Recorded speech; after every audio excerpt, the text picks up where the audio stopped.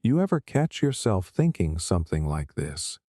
I'll be happy when I finally have more money, or when I lose the weight, when I move out, when I get the job, when I find someone who actually gets me. It sounds harmless at first, even motivating. But there's something hidden underneath that sentence. Something sneaky, something toxic. Because the moment your brain says, I'll be happy when, it's also saying, I can't be happy now. And that right there is the beginning of the trap. But before we dive deeper, drop a quick comment and let us know where you're watching this from and what time it is for you. It's amazing how we're all connected here, each of us navigating these thoughts in our own corners of the world. And if this resonates with you, please like this video, subscribe to our channel Restwise, and join the journey. See, the average person is not unhappy because they are missing something. They are unhappy because they believe their happiness is on hold, on pause, stuck behind a wall of conditions, like it's waiting behind a velvet rope until life finally decides they are worthy of it. But the truth is, life never waves the green flag. You think it will. You believe once you get there, things will shift. But when you finally do get the thing you were chasing, there's no big emotional arrival, no fireworks, no final peace. You just end up craving the next thing. And this is not some rare personality flaw. This is how your brain works. It is wired for what's next. The moment you achieve something, your mind normalizes it. This is a psychological pattern called hedonic adaptation. It means no matter how good something feels at first, your brain will eventually get used to it. It will become your new normal. So, if you are relying on achievements to deliver permanent happiness, you are always going to be disappointed. You start chasing goals not because you love the process, but because you hate the stillness. You fear what it means to just be, to sit in the now without a target to aim at. And so you create one. Maybe it is a number in your bank account. Maybe it is a new relationship. Maybe it is some version of yourself you have not become yet. Whatever it is, it becomes the condition for your future happiness. And the more you chase it, the more distant it feels. You know what is wild? Most people are living in this loop their entire lives, and they think it is ambition. They think it is drive. They think it is what successful people do. But it is not. It is a treadmill, and the scenery never changes. You keep running toward a finish line that keeps moving. Every time you get close, it slides just a little further ahead. And you tell yourself, almost there. Almost. Just a bit more. And then I can breathe. But you never do. Because breathing is a decision. Peace is a decision. And if you do not learn how to access it now, you won't magically know how later. That version of you in the future. The one who finally got the raise, the body, the recognition. They are not going to feel different unless you become different now. Otherwise, you are just dragging the same restless mind into a shinier environment, and nothing really changes. Let me paint a picture. Imagine you are climbing a mountain. You look up and see the peak. You push yourself, thinking once I reach the top, everything will make sense. I will feel fulfilled. I will be proud. You climb for hours, days, maybe years. And when you finally reach that peak, you realize two things. 1. It does not feel the way you thought it would. And 2, there is another peak ahead, even higher. So what do? You start climbing again. That is the loop, and it never ends unless you step off. Now look, this does not mean you should stop setting goals. That is not the point. Wanting more is human. Growth is natural. But when your happiness becomes dependent on achievement, you are gambling with your peace of mind. You are saying I cannot feel whole until life gives me something. And the problem is, even when life does give it to you, it is never enough, because your brain has already moved on to the next craving. Here is the truth: most people avoid happiness is not on the other side of accomplishment. It is on the other side of presence. And presence is brutally hard, because it forces you to face the silence. It forces you to be grateful for what you have while still holding space for what you want. It is a balancing act. Most people do not know how to walk that line, so they swing from one extreme to the other, either numbing themselves in the moment or obsessing over the future. But the sweet spot, that is where everything changes. That is when you can work hard without feeling empty. That is when you can want more without believing you are not enough right now. That is when you stop bargaining with life and start living it. Because the moment you stop saying, "I'll be happy when," and start asking, "How can I create joy now?" that is when you take your power back. And if that feels impossible, start small. Seriously, look at your life right now. What are 3 things that felt impossible a year ago that are now your reality? What are you taking for granted today that your past self would have celebrated like crazy? That is how you break the loop. Not by arriving, but by noticing.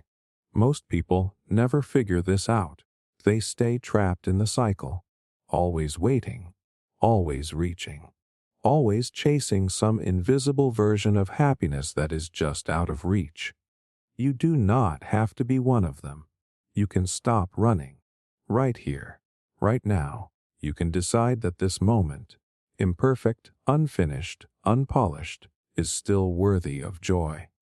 Because if you cannot be happy here, you will not be happy there. And that is the truth most people are not ready to hear.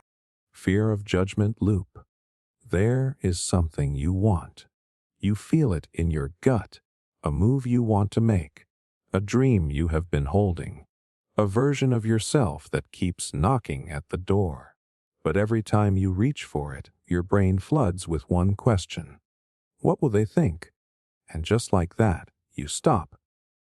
Not because it is not the right move. Not because it is impossible, but because you are picturing faces, opinions, reactions. People who are not living your life suddenly controlling it like a remote. That is the fear of judgment loop, and it keeps more people stuck than anything else on the planet. You do not need bars to live in a cage. All it takes is a mind that constantly imagines disapproval, that filters every decision through someone else's eyes. Should I wear this? Should I post that? Should I speak up? Should I try? The loop is loud, exhausting. It never shuts up, and what makes it worse is, most of the time, you are not even dealing with real criticism. You are battling predictions. You rehearse rejection that has not happened. You assume opinions that were never spoken. And you shrink yourself for the comfort of people who probably are not even thinking about you in the first place. That is the insanity of this loop. You are haunted by ghosts. Let me ask you something. How many ideas have you buried because you feared someone would roll their eyes? How many versions of yourself have you held back because you imagined being laughed at? How much of your potential have you silenced just to avoid an awkward conversation? The worst part is, fear of judgment hides behind logic. Your brain will disguise it as being realistic, being practical, being socially aware. But that is not awareness. That is self-abandonment. And most people do it so early and so often, they think it is just who they are. But it is not who you are. It is a habit, a learned behavior, and it can be unlearned. Think about how it started. Probably when you were young. Maybe you said something weird in class and got laughed at. Maybe you were told to tone it down. be quiet, be normal. And that moment got burned into your nervous system. Your brain registered it as danger. Social disapproval became a threat, not just to your feelings, but to your safety. Because here is what most people never realize. To your primal brain, being judged feels like being exiled, like getting kicked out of the tribe. Back when humans lived in small groups, that meant death. Literal physical danger. So even now, thousands of years later, your body treats judgment like a survival threat. Your heart races. Your throat tightens. Your mind runs simulations of every possible failure. And the easiest way to make it stop is to shrink, to blend in, to follow the script. But that script, it is not designed for your dreams. It is designed for comfort, for approval, for acceptance. And if you stay inside it, you are always going to feel slightly off, like you are alive, but not really living. Here is the paradox. The moment you stop being true to yourself in order to avoid judgment is the moment you start judging yourself. You become the very critic you were trying to escape. That inner voice starts whispering things like, "I should have said something. I should have gone for it. I should have tried." And those regrets echo louder than anyone else's opinion ever could. You want the truth. You are going to be judged no matter what. Whether you play small or go big, people are going to have opinions. If you speak up, some will love it, and some will roll their eyes. If you stay quiet, some will respect you, and some will still misunderstand you. So you might as well do the thing that actually sets you free. Because here is what the loop never tells you. Most people are too busy worrying about their own judgment to actually judge you. They are trapped in their own heads, asking the same questions, running the same fears. Nobody is paying as much attention to your life as you are. And the few who are, their opinion says more about them than it does about you. You think that being judged is the worst outcome, but it is not. The real nightmare is becoming a watered-down version of yourself just to be liked by people who do not even know the real you. That is the slow death. That is the soul-level burnout, and it does not happen overnight. It happens gradually. Every time you say yes when you mean no. Every time you stay quiet when your truth is burning. Every time you betray your own instincts for a little approval. But there is another way. You can feel the fear. Notice it. Let it speak. And then act anyway. You can let judgment be a part of the experience without letting it run the show. You can learn to disappoint others instead of constantly disappointing yourself. You can build the muscle of self-respect so strong that outside opinions feel like background noise. It takes practice. It takes courage. But it is possible, and once you break that loop, even just a little, something amazing happens. You start living in alignment. You start attracting people who like you for you, not the character you perform. You start making decisions based on truth instead of fear.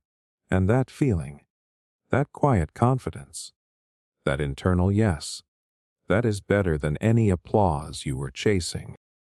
Overthinking everything loop. You know that feeling when your mind just won't shut up, like you are stuck in an endless loop of what ifs, and maybe I shoulds, and did I say the wrong thing? It is like being trapped in a room with 1,000 voices, all competing for your attention, and none of them are helpful. You are not lazy. You are not unmotivated. You are just mentally exhausted from thinking through every single scenario 5 different ways and still ending up doing nothing. That is the overthinking loop. And it is brutal. You wake up with plans. You go to sleep with regrets. In between, you spend most of your day trying to figure out the perfect move. You analyze every decision like it is life or death. Should I take the risk? Should I wait? What if it fails? What if they judge me? What if I'm wrong? Your brain convinces you that if you just think hard enough, long enough, smart enough, you will finally find the perfect answer. And then everything will feel safe. But the answer never comes, and safety never shows up. Just more overthinking. It is mental quicksand. The more you struggle with it, the deeper you sink. Every time you hesitate, you train your brain to doubt itself. Every time you loop back to the same thought, you give it more power. And soon, your mind is not helping you. It is hijacking you. You are stuck in your head, and life is passing by right in front of you. This is not just a bad habit.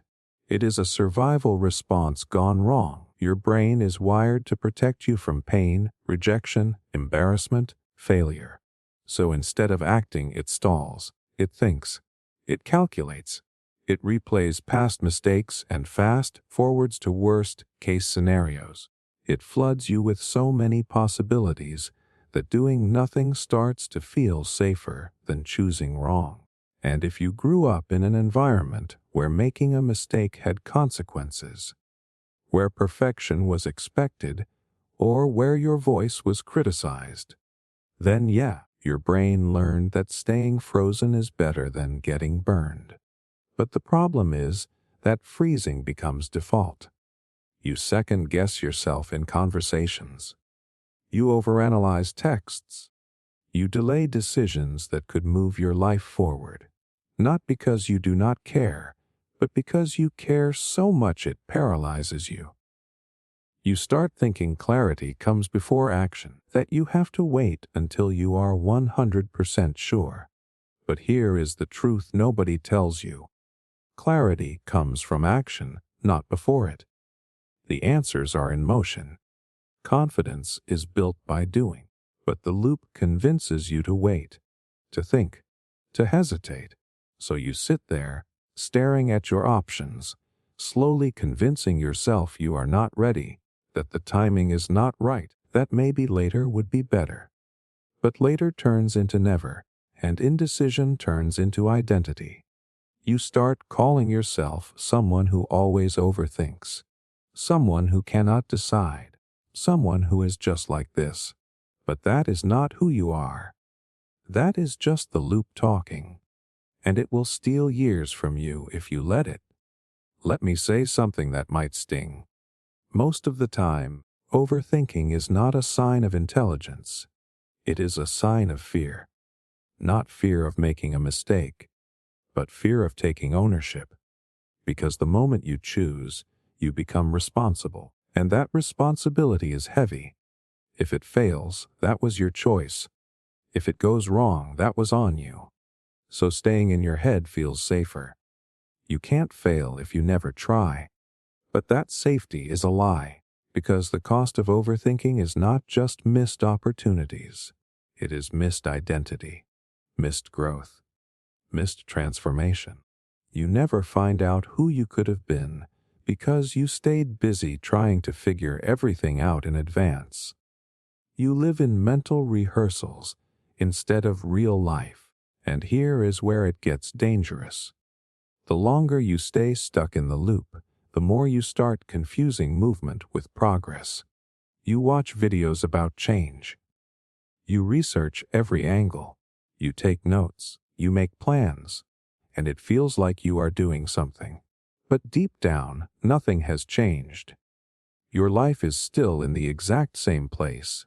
You are just more informed about it. That is what overthinking does. It gives you the illusion of control, the illusion of preparation. But what you really need is to act, imperfectly, awkwardly, boldly, because the only way to break the loop is to move in spite of the noise. You cannot think your way out of it. You have to take your nervous system with you. Let it freak out. Let the doubt talk. Let the fear shake. And do the thing anyway.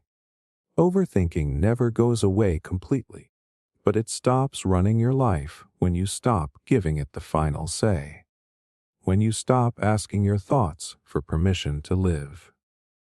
At some point, you have to realize that not choosing is also a choice. That waiting for the perfect answer is actually costing you the life you want. You are not broken. You are not lazy. You are just tired of carrying the weight of 1,000 invisible decisions every day. The way out is not more thinking. It is more doing. Small, messy, human doing. You do not need the full plan. You do not need certainty. You just need to make the next move a little faster than your brain can talk you out of it. Because once you see what is on the other side of action, even just once, you stop fearing it so much, and that is when everything starts to shift. Comparison trap loop. It always starts the same way. You are feeling okay, maybe even proud of yourself. And then you open your phone, scroll for a few seconds, see someone else doing better, someone younger, smarter, richer, happier. And just like that, your mood crashes. Whatever you were proud of suddenly feels small. Whatever progress you made feels like it does not matter anymore. That is the comparison trap. And once it has you, it is ruthless. You could be having the best day, and one swipe is all it takes to convince you that you are behind. You were feeling confident about your work until you saw someone else building a business twice as fast. You liked your outfit until you saw a photo of someone with better lighting, better angles, and a perfectly curated aesthetic. You were proud of your small wins until someone else posted something massive and shiny. And now you feel like you are losing, even though nothing about your actual life has changed. That is the toxic power of comparison. It rewrites your story in real time. It takes your life, which is full of nuance and effort and invisible struggles, and puts it up against someone else's highlight reel. A version of their life that is polished, filtered, and built to impress. And even though you know it is curated, even though you know it is not the full truth, your brain still falls for it, over and over again, because your brain was never meant to compare you to hundreds of thousands of people at once. It was designed to compare you to your small tribe, your village, your neighborhood. It used to serve a purpose, helping you find your place, stay connected, learn from others. But now you are plugged into a global scoreboard that never turns off. Every scroll is another reminder of what you are not doing, not achieving, not becoming, and it chips away at your peace. The loop gets even worse when you start shaping your goals around it. Instead of asking, what do I truly want? You start chasing what looks impressive. What will get likes? What will make you feel less behind? And suddenly your life is not even yours anymore. You are building someone else's dream, running someone else's race. And no matter how far you go, it does not feel fulfilling, because it was never what you actually wanted in the first place. That is the part nobody talks about. Comparison does not just make you feel bad. It makes you disoriented. You lose your internal compass. You stop trusting your own timeline, your own desires, your own values. And even when you win, it feels hollow, because deep down you were not chasing your own truth. You were chasing validation. And validation is a bottomless pit. It gets especially toxic when you start comparing your timeline. You start asking questions like, why am I not there yet? Why did they make it before me? What am I doing wrong? But here is what the loop hides from you. Timelines are not linear. Some people peak early and burn out. Some people bloom late and last forever. Life is not a race. It is a season, and yours is unfolding exactly as it should. But you miss that when you are constantly measuring your chapter 3 against someone else's chapter 20. And let's be real, most of the people you are comparing yourself to are not showing the full picture. You see their highlight reel and assume their life is perfect. But behind the scenes, they are struggling too, with self-doubt, with pressure, with anxiety. You think they are confident, but a lot of them are just good at branding. You think they are fulfilled, but some of them are chasing metrics they do not even care about anymore. And still, your brain tells you they are winning, that you are losing. But here is the truth. There is no scoreboard. There is no universal ranking system. There is no secret panel of judges handing out trophies. Most of the people you are worried about are not thinking about you at all. They are just trying to survive their own loop. And once you understand that, really understand it, the spell starts to break. Because the way out of the comparison trap is not pretending you do not care. It is reconnecting with what actually matters to you. What lights you up? What makes you proud? What feels good even if nobody claps? You start measuring your growth against your own past. You start chasing progress instead of perfection. And you stop looking sideways every 5 seconds for proof that you are enough. And when you do look at others, you do it with curiosity instead of envy, inspiration instead of insecurity. You can admire someone else's path without questioning your own. That is when comparison becomes a tool instead of a trap, when it sharpens your focus instead of stealing your peace. But most people never get there. They spend years measuring themselves against strangers and wondering why they always feel behind. They keep refreshing the feed, hoping to feel something better, but it only makes them feel smaller. They let the loop run their mind, and in the process, they lose their originality, their creativity, their joy. You do not have to be one of them. You can choose to unplug from the fake race, to look inward instead of sideways, to create from truth instead of insecurity, because the goal was never to be better than anyone else. The real goal is to become more of who you already are. Imposter syndrome loop. You have the job, the title, the degree, the result. People look at you and think you are killing it. And part of you knows you should feel proud. You should feel accomplished. But instead, you feel like you are faking it. Like you slipped through the cracks. Like at any moment someone is going to find out you are not as capable or talented or qualified as they think you are. That is imposter syndrome. And once it gets inside your head, it does not let go easily. It does not matter how much you achieve. It does not matter how hard you work to get there. Your brain finds a way to minimize it. You tell yourself it was just luck. Right place, right time. You had help. The timing was good. You downplay your own skill until you start believing the story that you are not really the one who earned it. That you are just good at looking the part. And here is the trap. The better you do, the worse it gets. Because every new win becomes another piece of pressure. Another standard to live up to. Another audience watching you. And the voice in your head starts whispering louder. What if I can't repeat this? What if I mess up? What if they realize I have no idea what I am doing? You get praised for being confident, but deep down you feel like a nervous wreck trying to hold it all together. The worst part is, no one can see it, because imposter syndrome does not look like fear from the outside. It looks like humility. It looks like someone who is hardworking, quiet, thoughtful.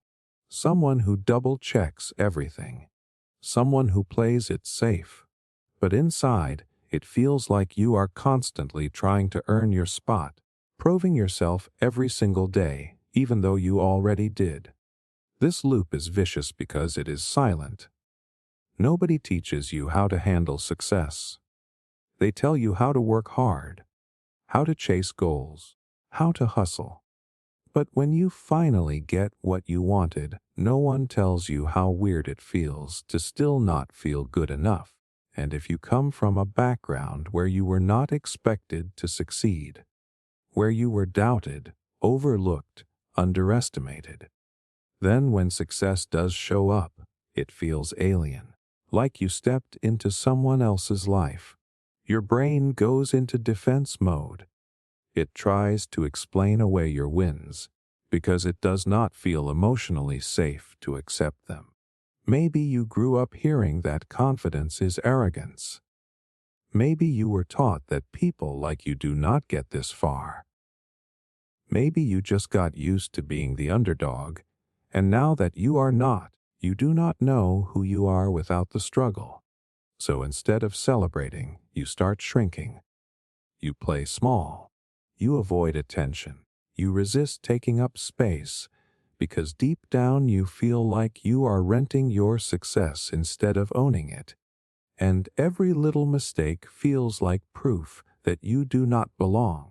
You overlook the 100 things you did right and obsess over the one thing you got wrong. It is exhausting. And the pressure builds until you are burnt out from constantly trying to justify your worth. You want to know what is wild? Some of the most accomplished people in the world feel this. People with awards, accolades, bestsellers, billions of dollars, still waking up with the same doubt, still afraid someone will call them out. Because imposter syndrome is not about facts. It is not about what you have done. It is about how your brain interprets who you are. And if your identity has not caught up with your reality, the success will never feel real. You can be winning and still feel like you are losing. And the scariest part, you start sabotaging yourself. You turn down opportunities because you do not think you are ready. You avoid leadership because you do not want to be seen. You hold yourself back to protect yourself from the imaginary moment when people finally see through the mask. But the mask is not real. That version of you they respect, that they look up to, that they trust, that is you. You just have not allowed yourself to fully own it yet. You are stuck in an old mental loop, repeating stories that were never yours to carry. Stories like you are not qualified. You are not smart enough. You are not the kind of person who makes it. But those stories are outdated. They do not match who you have become. And the way out is not fake confidence. It is not standing in front of a mirror yelling affirmations you do not believe. It is evidence. Small, real, tangible reminders of what you have built, what you have overcome, what you have learned. You start collecting proof that you are not an accident. You are the result of effort, choices, growth. You remind yourself that humility does not mean self-erasure. It means you stay grounded without pretending you are less than you are. You might always feel a little doubt. That is normal. But doubt is not disqualification. You do not have to feel bulletproof to show up. You do not need total certainty to lead. You just need to stop discrediting the work you have already done. Because success is not about luck. It is about alignment. And right now, the only thing out of alignment is your belief in yourself. You do not have to wait until you feel like you deserve it. You can decide to act like you do. And over time, that gap between how others see you and how you see yourself, it starts to close. That is when the loop breaks. That is when the success starts to feel like yours. Perfection or nothing loop. You have an idea, a goal, something you would love to start. But before you even make the first move, the voice kicks in. What if it is not good enough? What if it is cringe? What if it does not come out the way you see it in your head? And just like that, the energy disappears. You go from excited to frozen, from motivated to drained. That is the perfection or nothing loop. If it is not flawless, why even try? If it cannot be great, it is not worth doing at all. This is the loop that kills more potential than failure ever will. Not because you are incapable, not because the idea is bad, but because you are trying to get it perfect in your mind before it even exists in the real world, and the standard you are holding yourself to is so impossibly high that nothing can survive it. Not your creativity, not your motivation, not your confidence. Everything gets crushed under the weight of imaginary perfection. It sounds logical at first. You want to do things right.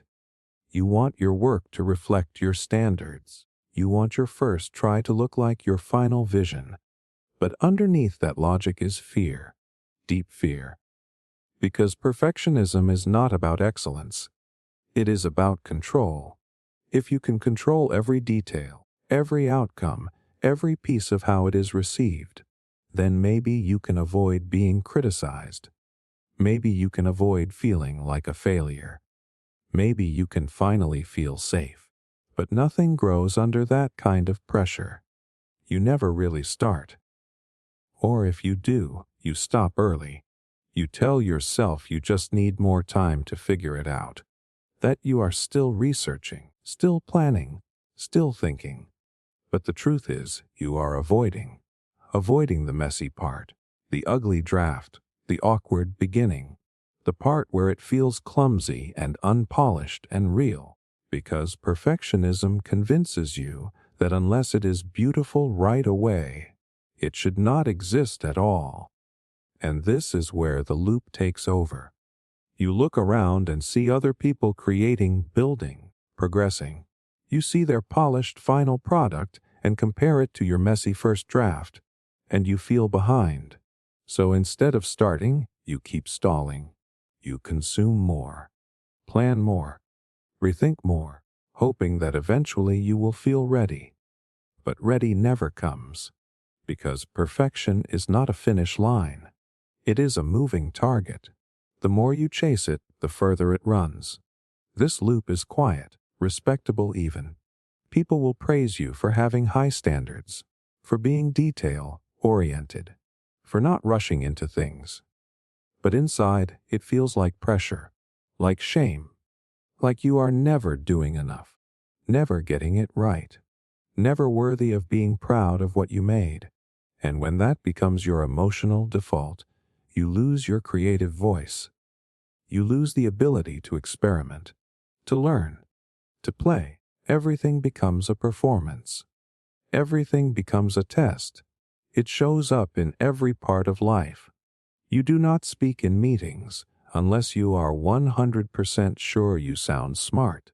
You do not post your art or your ideas until they are polished to death. You do not start that fitness routine because if you cannot go all in perfectly, what is the point? You do not have hard conversations because you are afraid of saying it wrong. So you wait, and wait, and wait, until one day you realize you have been waiting for years. Here is the truth most people avoid. You do not get good by being perfect.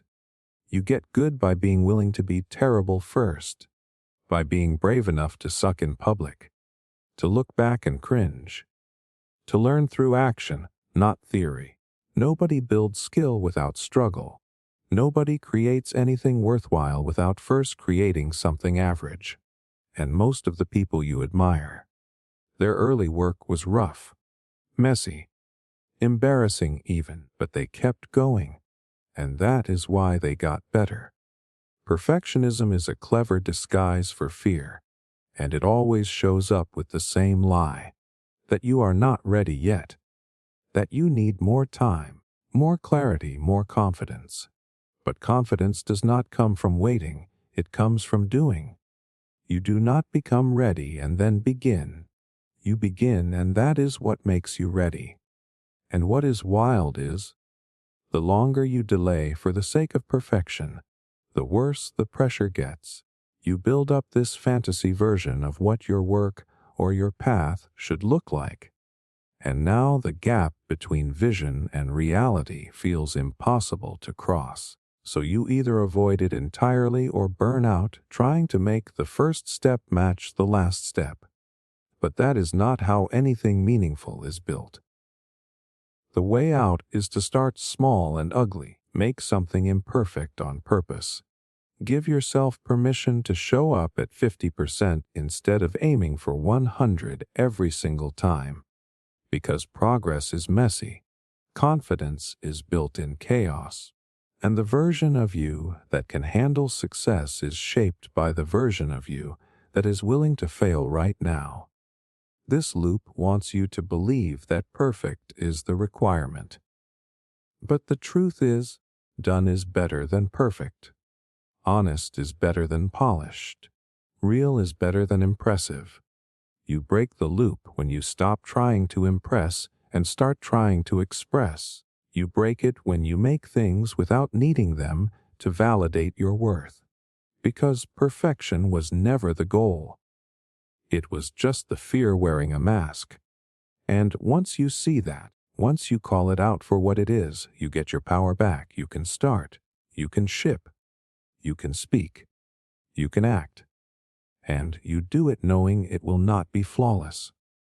But it will be yours, and that is what actually matters. Comfort zone addiction loop.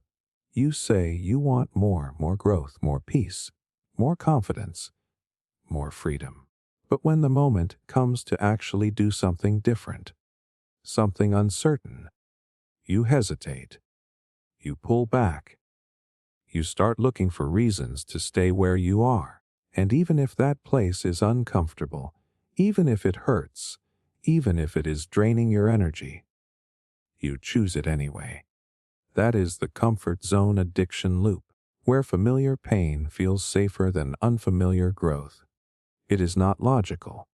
You know that staying stuck is not serving you. You know the relationship is not right. The job is not aligned. The habits are holding you back. But still, you choose them, day after day. Because the brain does not want what is best for you.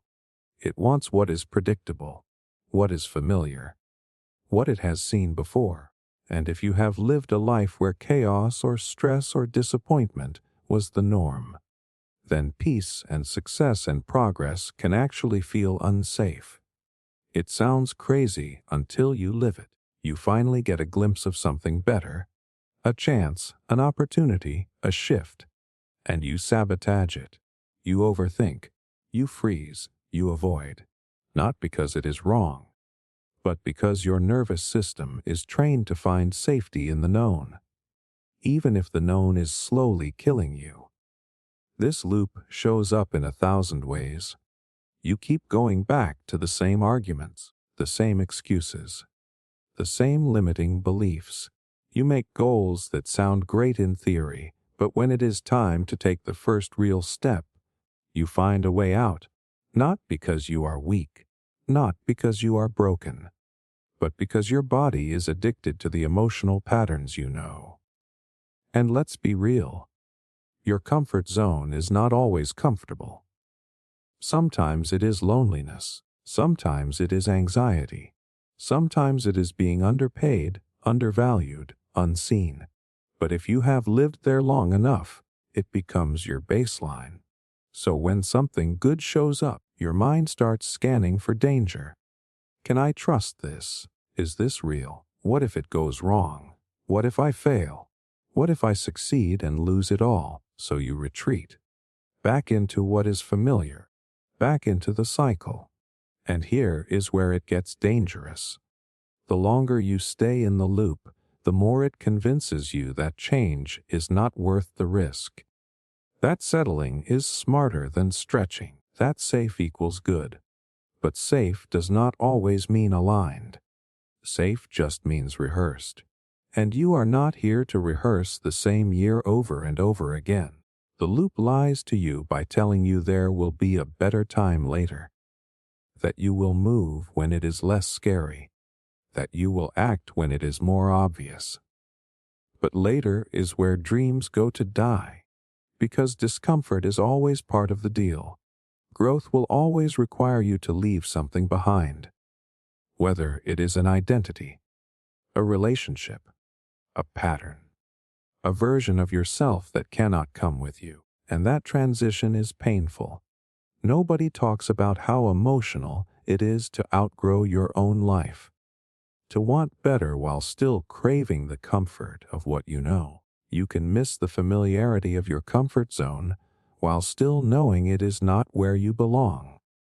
That is the tension. That is what keeps most people stuck. You are not lazy. You are in a loop, a psychological one. Your brain is wired to seek efficiency, to save energy by repeating what it already understands.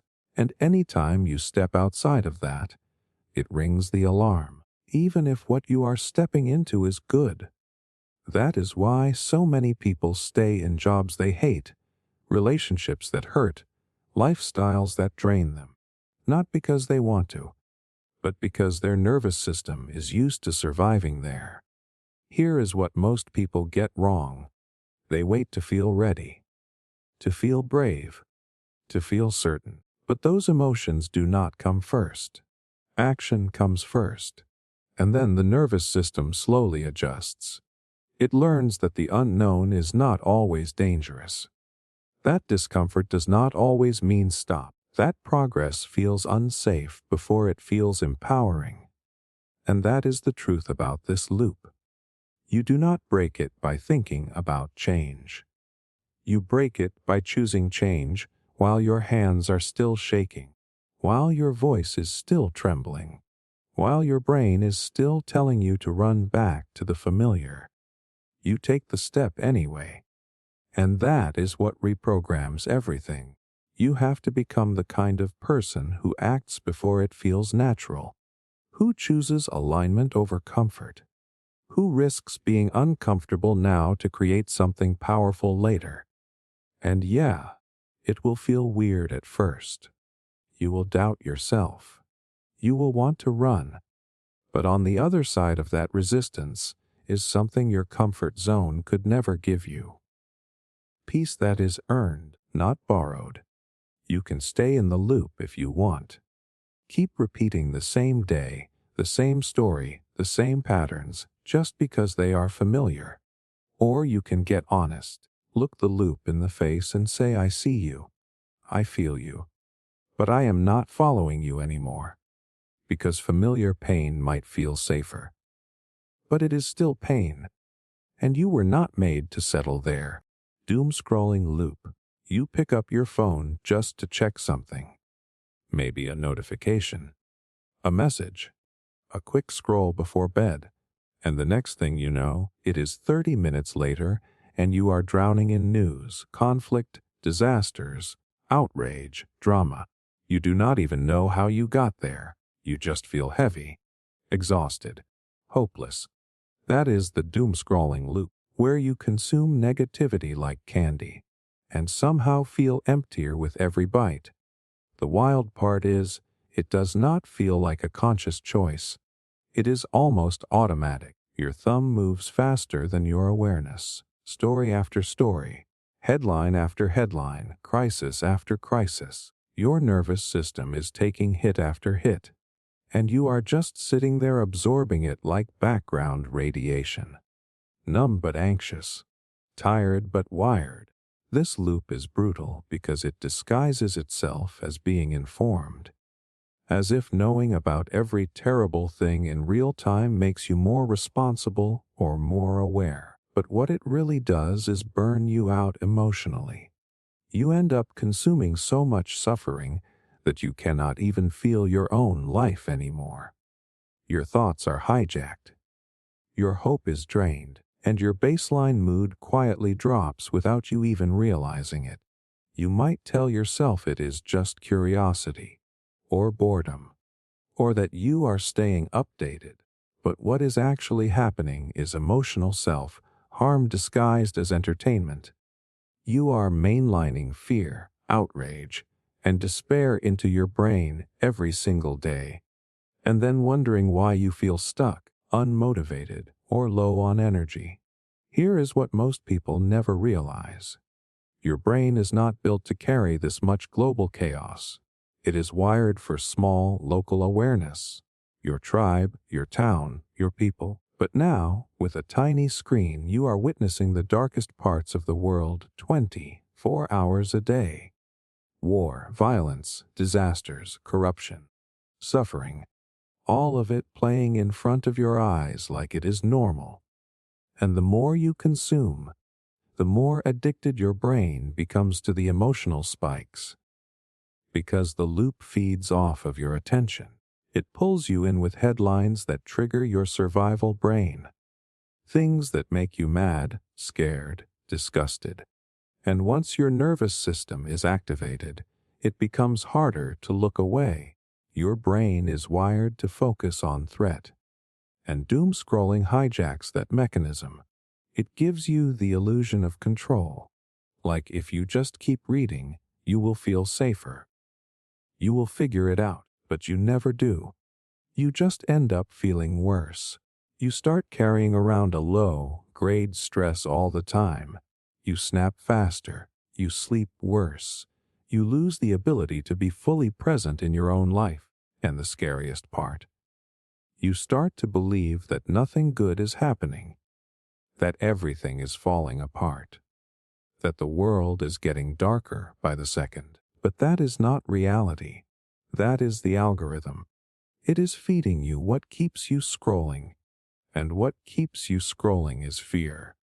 The loop keeps you passive. You see so much chaos that you start to feel powerless, numb. You convince yourself that nothing you do matters, that it is all too big, too broken. So you scroll to escape, and the scrolling brings you right back into it. It is a trap, a cycle of helplessness disguised as awareness. And it is not just news. It is people's lives, conflicts, breakups, cancellations, exposures. You are watching people get dragged in real time. You are watching trauma, pain, and crisis unfold like it is a soap opera. But this is not entertainment. This is your nervous system being flooded with signals it cannot process, while your soul quietly burns out in the background. You start confusing being overwhelmed with being informed. You start thinking that being miserable is the cost of being responsible.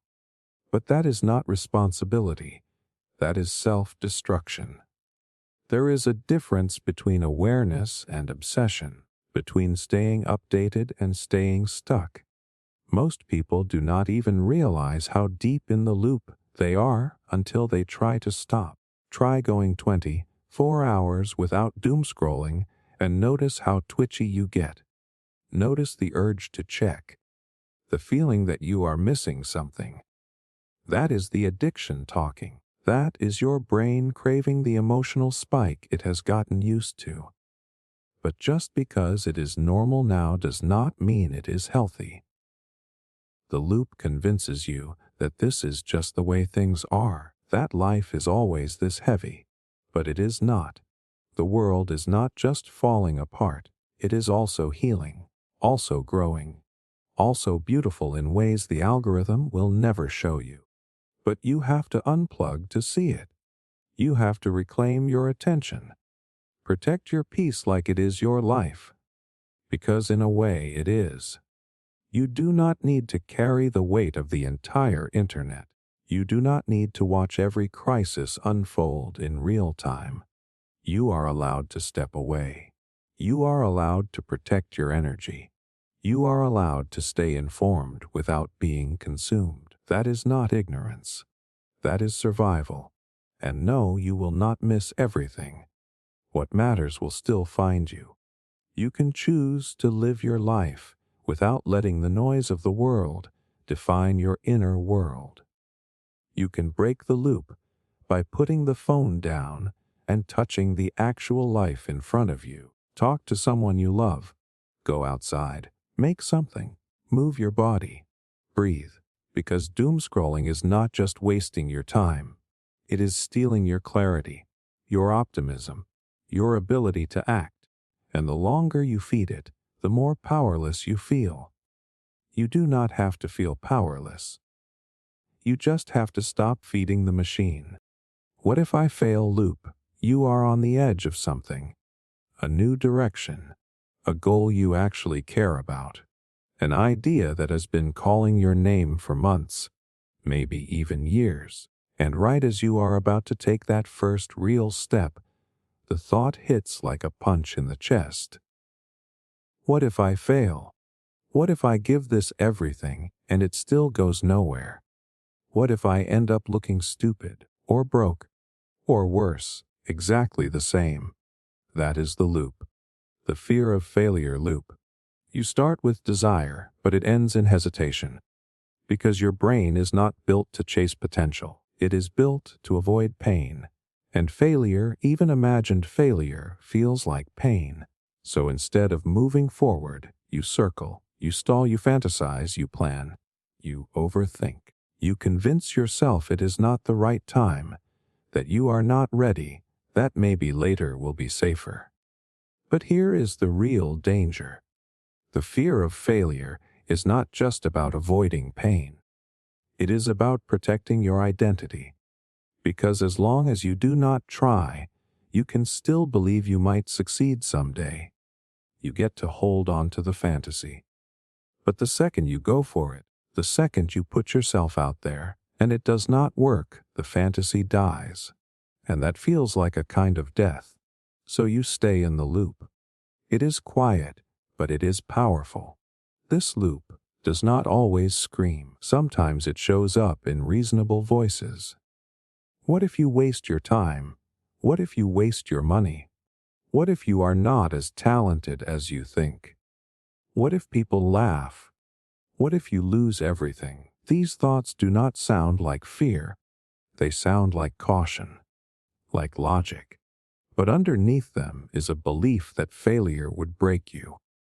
That if you fall, you will not get back up. And that is the real lie. Because failure is not the enemy. Failure is how you get strong. It is the process. It is the teacher. The first draft is supposed to suck.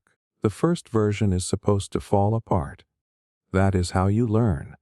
That is how you adapt. But the loop wants you to believe that any step backward is proof that you were never meant to do it in the first place. You start avoiding chances, shrinking your vision, editing your dreams until they are small enough to feel safe. You do not even realize you are doing it. You just start lowering the bar until the risk feels manageable, and then you wonder why nothing feels meaningful anymore, why you are restless, why you are uninspired. It is because you are playing not to lose instead of playing to win. Here is something most people never tell you.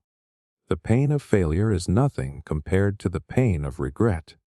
Regret is quieter, but it cuts deeper. It shows up years later, when you look back and realize you never even gave yourself a real shot. You never found out what you were capable of. Not because you failed, but because you never even began. The loop keeps you thinking about worst-case scenarios. What if it all goes wrong? But what about the opposite? What if it goes right? What if the risk works? What if the path is hard, but it changes your life? You never think about that, because fear does not care about truth. It cares about control. It wants to keep you small, keep you still, keep you safe. But nothing about a meaningful life is safe. Growth is risky. Love is risky. Creativity is risky. Confidence is earned through risk. There is no version of your dream that comes with a guaranteed outcome, and there is no way to skip over the scary parts. You have to feel them, move through them, fail anyway. And you will fail. That is the point. You will make the wrong call. You will try and it will not work. You will get rejected. You will fall flat. But you will also learn. You will adapt. You will get back up, stronger, smarter, faster. Failure only destroys you when you treat it like a final verdict, but it is not final. It is feedback. Every person you admire, every artist, leader, entrepreneur, creator, they have failed more times than you have even tried. But the reason they made it through is because they saw failure as fuel, not proof. They kept going, not because they were fearless, but because they decided that failing forward was better than staying stuck. You break the loop the moment you realize that failure is not fatal. That falling down does not mean you do not belong. It means you are in the game. It means you are growing. You stop giving fear the final say. You stop asking, what if I fail? And you start asking, what if I never try? Because that is the scarier question. What if I keep playing small? What if I keep shrinking? What if I build a life around avoiding discomfort and wake up one day with nothing real to show for it? You are allowed to fail. You are allowed to try something bold and mess it up. You are allowed to risk it and fall short. But what you are not allowed to do, not anymore, is keep living inside the loop. Paralysis is not protection. It is just another form of slow surrender. You do not need to be fearless. You just need to stop giving fear the wheel. Let it scream. Let it shake. Let it follow, but do not let it drive. Take the step. Let it be messy. Let it be real. And if you fail, fail forward. Because staying stuck is not safety. It is quiet self-abandonment. And you are done with that. Waiting for motivation loop. Some days you wake up and you feel it. That spark, that momentum, like you are finally ready to get your life together. You clean the room, go for the run, open the laptop, make the call, and you tell yourself, this is it. I just needed to feel motivated. But then the next day comes, and that feeling is gone. Suddenly everything feels heavy again. You start waiting, you start stalling. You tell yourself once the motivation comes back, then I will act. And that is where the loop begins. Because the truth is, motivation is a liar. It shows up when it wants, stays for a little while, and disappears when you need it most. And if you keep waiting for it to start, you will be waiting forever. That is the loop most people are stuck in. They think action comes after inspiration. But in reality, it is the other way around. The action creates the energy. The movement creates the momentum, not the other way around. But nobody teaches you this. What you are shown, especially online, is the highlight reel. You see someone crushing their goals, waking up at 5, working out, building something massive, and it looks like they are always motivated. So you assume they must feel something you do not. Like they are wired differently, like they have some kind of internal fire you are missing. But here is what they never say out loud. Most days, they do not feel like it either. They just got tired of waiting. This loop is subtle. It convinces you that your lack of progress is about timing. That once you feel ready, then things will shift. That once you feel inspired, you will take the leap. But here is the hard truth. Readiness is a myth. Inspiration is inconsistent. And most of the breakthroughs you are waiting for are on the other side of doing the thing you keep avoiding. It is a catch. You do not feel like writing until you are already a few paragraphs in. You do not feel like working out until you are already halfway through the session. You do not feel like cleaning until you are already 5 minutes deep. The brain resists the start. It builds up walls around the first step. But once you move, the resistance starts to fade, and that is where most people give up. Not because they are weak, not because they are lazy, but because they do not understand how this works. They think they are failing when they feel resistance. They think the lack of motivation means something is wrong with them. So they wait, and the longer they wait, the harder it becomes to move. Over time, this waiting becomes your identity. You start calling yourself inconsistent. You start believing you are just not driven enough, not focused enough, not disciplined enough. But none of that is true. You are just trapped in a loop where feeling has to come before doing. And that belief is the real problem. You know what builds motivation? Evidence, proof, momentum. You take a step, even when it feels pointless, and then another, and then another. And eventually, your brain starts to catch up. It starts saying, maybe we can do this. Maybe we are capable. But you have to show it. You have to move first. You do not need a master plan. You do not need to feel 100% ready. You need a small start. A low-stakes action that tells your brain, this is who we are now. This is what we do. And once that shift happens, things get lighter. You are no longer begging for motivation. You are generating it. But the loop will fight back. It will whisper things like, what is the point? One day won't matter. You will just fall off again. And that voice sounds so convincing because it is coming from your head. But that voice is fear in disguise. Fear of wasting effort. Fear of disappointing yourself again. Fear of doing the work and still not feeling good enough. So instead, you wait, because waiting feels safer than failing. But here is what you need to hear. Every time you act without motivation, you are retraining your mind. You are teaching it that movement is possible without the perfect feeling. That you are not controlled by your emotional weather. That your decisions can lead your feelings, not the other way around.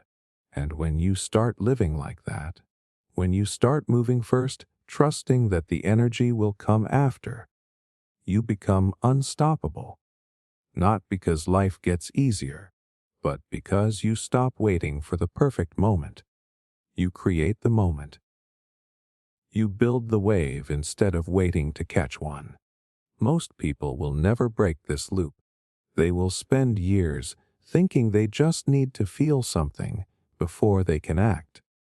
They will keep waiting for some invisible switch to flip, for some magical Monday where they finally feel ready, and it never comes. But you are not most people. You can break the pattern. You can take the tiniest action today, not because you feel inspired, but because you are done waiting to feel inspired. You are done letting a mood decide your momentum. You are done living your life on pause. Motivation is not the fuel, it is the result. You move first. You act first. You create the spark, and everything else follows. Productivity guilt loop. You sit down to rest for a second. Just a moment to breathe. And there it is. That low, buzzing voice in your head telling you you are being lazy, that you should be doing something, that you are falling behind. You feel guilty for not working. So you get up, push yourself to be productive, force yourself through the next task, and when it is done, what do you feel? Not relief, not pride, just more emptiness, like the effort did not count, like it still was not enough. That is the productivity guilt loop. Rest makes you anxious. Work makes you numb. You are always doing something, but never really feeling done. You are always pushing, but never arriving. And even when you finish a day full of tasks, that voice still says you could have done more, should have done more. It is never satisfied. This loop is exhausting. It convinces you that your worth is measured by output, that being still is dangerous, that you are only valuable when you are producing something, improving something, achieving something. But here is what it hides from you.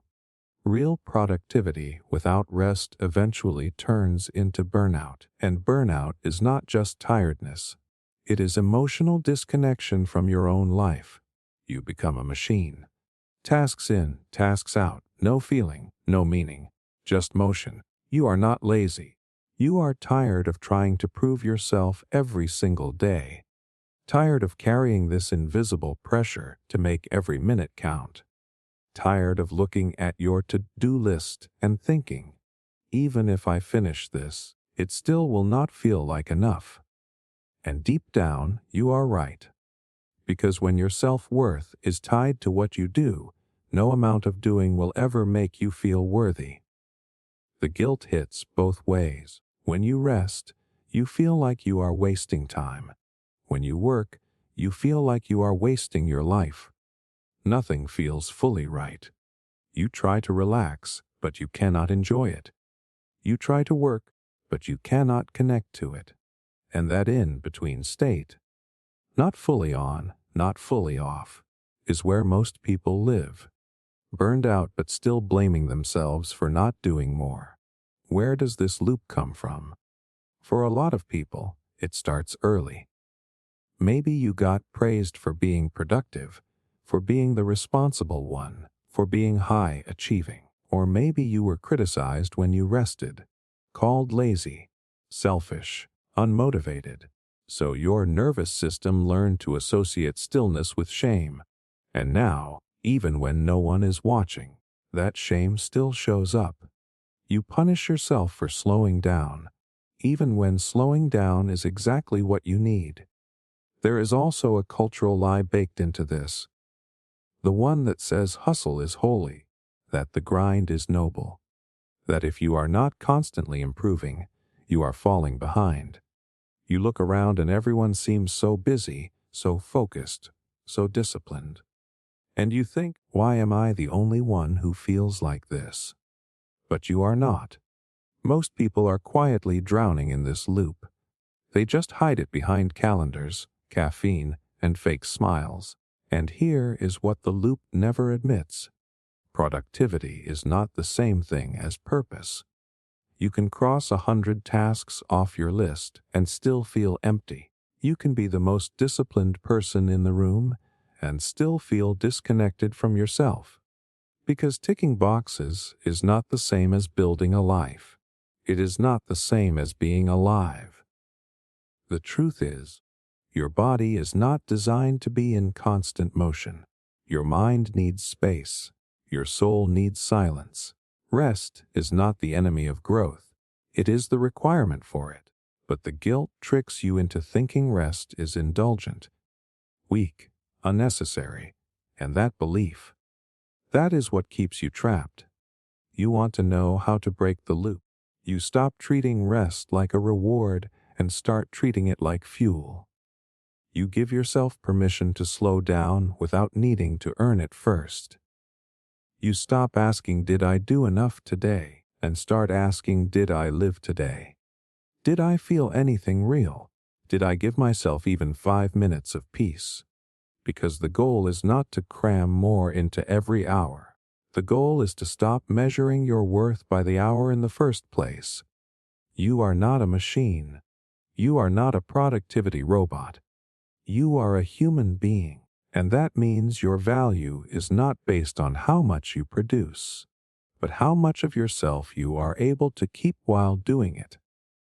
Most people will never escape this loop. They will keep grinding through burnout, wondering why they always feel behind. They will keep resting with guilt, working without joy, living in the cracks between to-do lists, and never really arriving anywhere. But you do not have to be one of them. You can choose a different rhythm, a rhythm where effort and ease work together, where you work with purpose and rest without apology, where you let yourself be fully human, messy, tired, inspired, soft. Not just a checklist of goals, but a life that feels like your own. Because you were never meant to earn rest. You were meant to live in a way that makes space for it. And once you stop asking if you deserve to slow down, that is when you finally start to feel free. Learn, don't do loop. You feel productive. You feel sharp. You are reading the books, highlighting the pages, watching the videos, saving the posts, filling up notebooks with ideas, strategies, frameworks, systems. You are learning. And it feels good, like you are making progress, like you are getting closer to something. But then you zoom out, and nothing has actually changed. Your life still looks the same. The same patterns, the same fears, the same routines. Because all that information is still sitting in your head, untouched, unapplied. You are in the loop where you learn but never do. And it is one of the most convincing traps out there. This loop is dangerous because it looks like progress. You are busy, focused, absorbing valuable knowledge. You tell yourself, once I finish this course, then I will start. Once I read one more book, then I will act. Once I feel fully prepared, then I will launch. But that finish line keeps moving. You are always almost ready, almost clear, almost confident, but not quite, so you keep consuming. More podcasts, more videos, more threads, more notes. But here is the thing no one wants to admit. Learning becomes a form of hiding. You stay safe in theory. You stay protected in potential. Because doing something real means risking something real. If you apply what you know and it doesn't work, then what? If you start and fail, then what? So you wait. You polish your knowledge. You obsess over understanding before doing. And most of the time, it is not because you are lazy. It is because you are scared. Learning feels like control, like you are getting equipped for battle. But there is no such thing as fully equipped. There is no moment where you suddenly feel completely ready.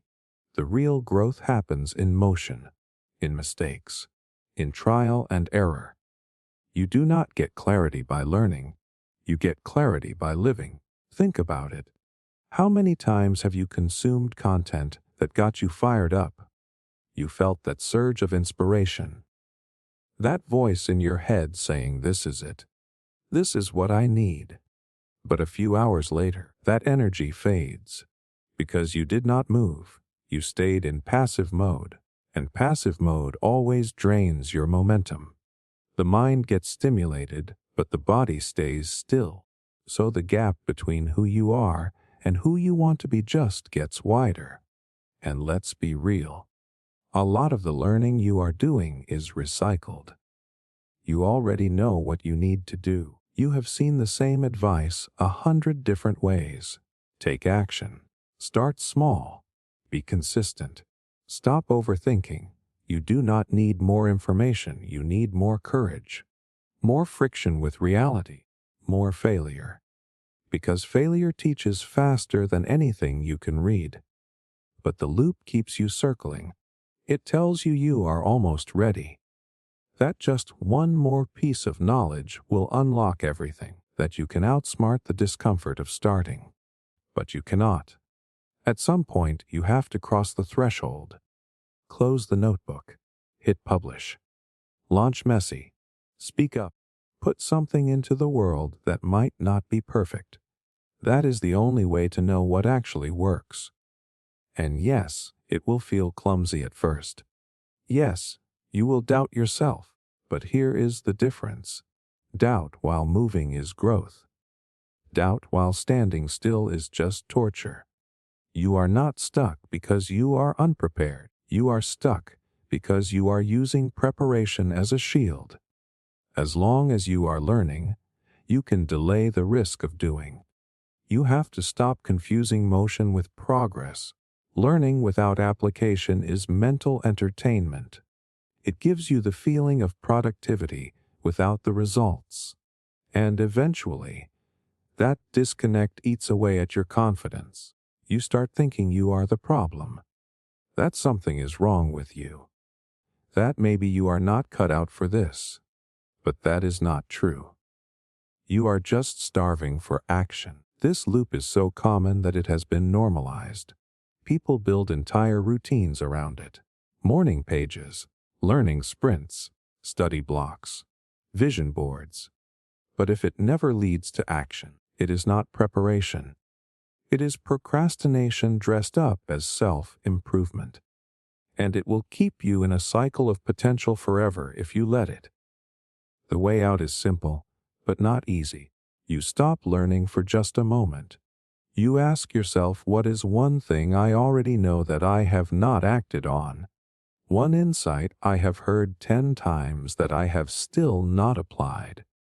And then you do it, not perfectly, not later, but now, in a small, imperfect, human way.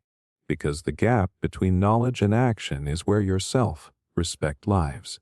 When you start doing, everything changes. You stop needing constant motivation because action creates its own fuel. You stop doubting yourself so much because your identity shifts. You are no longer someone who is just learning. You are someone who is building, who is trying, who is showing up. Most people never make that shift. They get addicted to input. They stay comfortable in the mental gym. But nothing real gets built there. Not your business. Not your confidence. Not your life. That only happens when you take what you already know and finally, unapologetically, put it into motion. Because knowledge is not power. Applied knowledge is. Future fantasy loop. You picture it so clearly. The dream life. The version of you who has it all together. Waking up early, fit, focused, energized. Walking into the career you built. Traveling without stress. Creating without fear. Surrounded by people who get you. That version of you is magnetic, confident, free, and just thinking about it feels amazing. Like your brain lights up, like you are already halfway there. You make plans. You visualize. You journal. You can see it, taste it, the future version of your life. Better, brighter, complete. But then the day starts and nothing happens. Because fantasizing about the future feels so satisfying, you forget to take the small steps now. That's the loop, the future fantasy loop, where dreaming becomes a substitute for doing, and progress gets replaced with daydreaming. Here is the trap. Big visions give your brain a dopamine hit. Every time you imagine your future success, your mind gets a rush of feel-good chemicals. It feels like you are actually making progress. Like you are already changing. But in reality, nothing has moved. You are just getting high off potential, off possibility. And the longer you stay there, the more disconnected you become from the work it actually takes to get there. You start planning instead of practicing. You chase motivation instead of momentum. You build out perfect routines on paper. Design the perfect version of your life. But when it comes time to do the small, boring, uncomfortable things, you stall. Because the fantasy feels better than the friction. Why struggle through 10 minutes of work when your mind can hand you the full movie of success in seconds? It is mental escapism. It feels productive, but it is just polished procrastination. And you do it without even realizing it. You convince yourself you are a visionary, a planner, a thinker. But your plans never leave the notebook. The vision never gets traction. You stay stuck at the dreaming stage, waiting for everything to click into place before you begin. Here is what nobody tells you. The bigger the vision, the smaller the steps need to be. Big dreams are built in tiny, gritty, boring moves. Consistency.